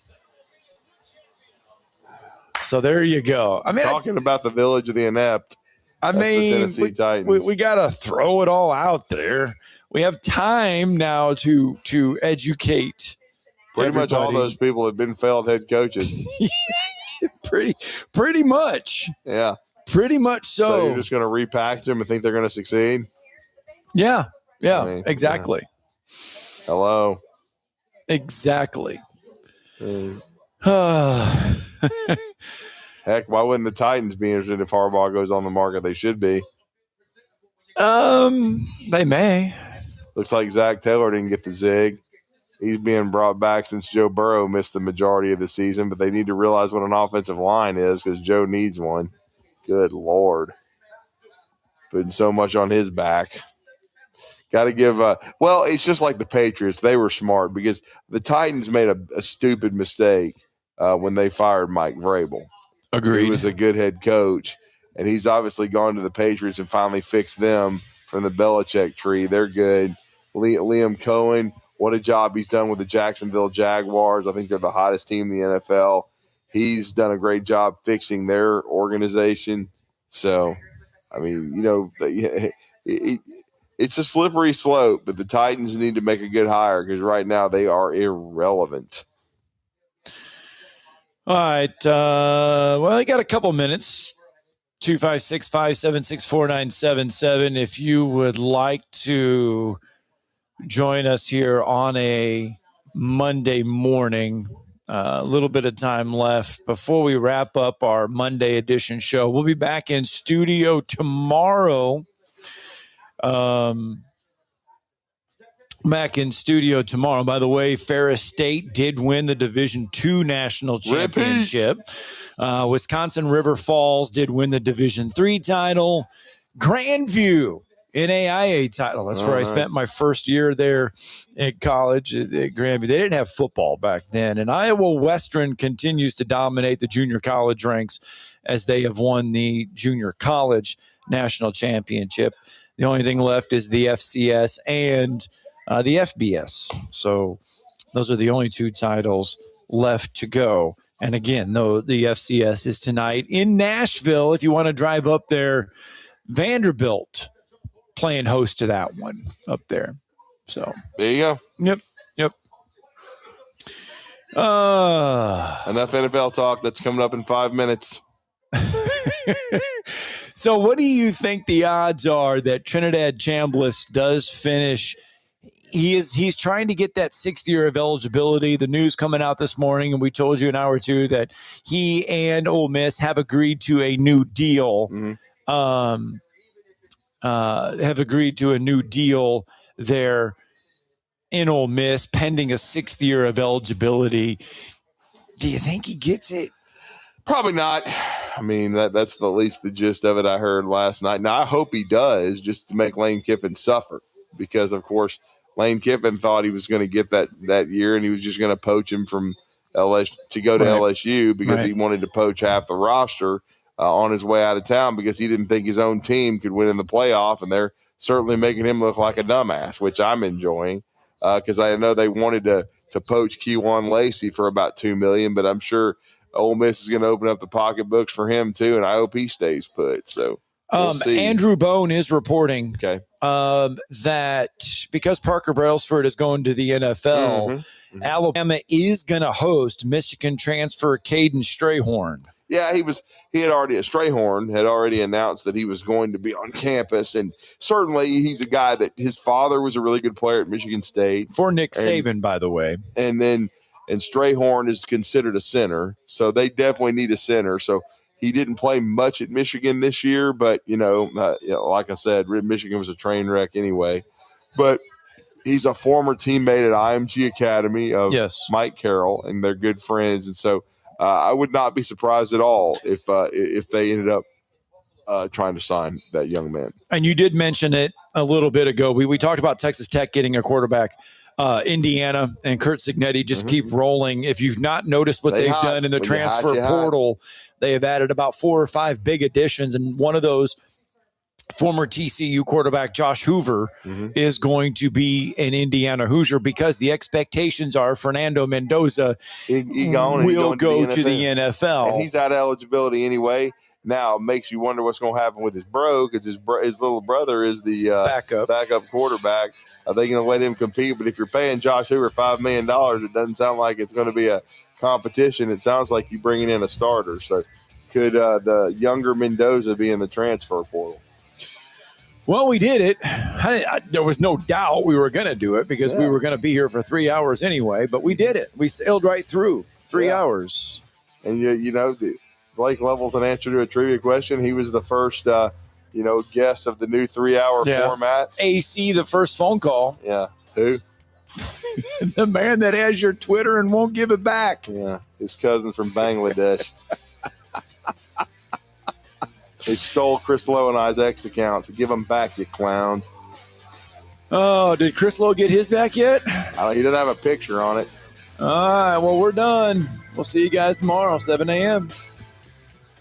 This is Brent Musburger's VSiN Action Update on 97.7.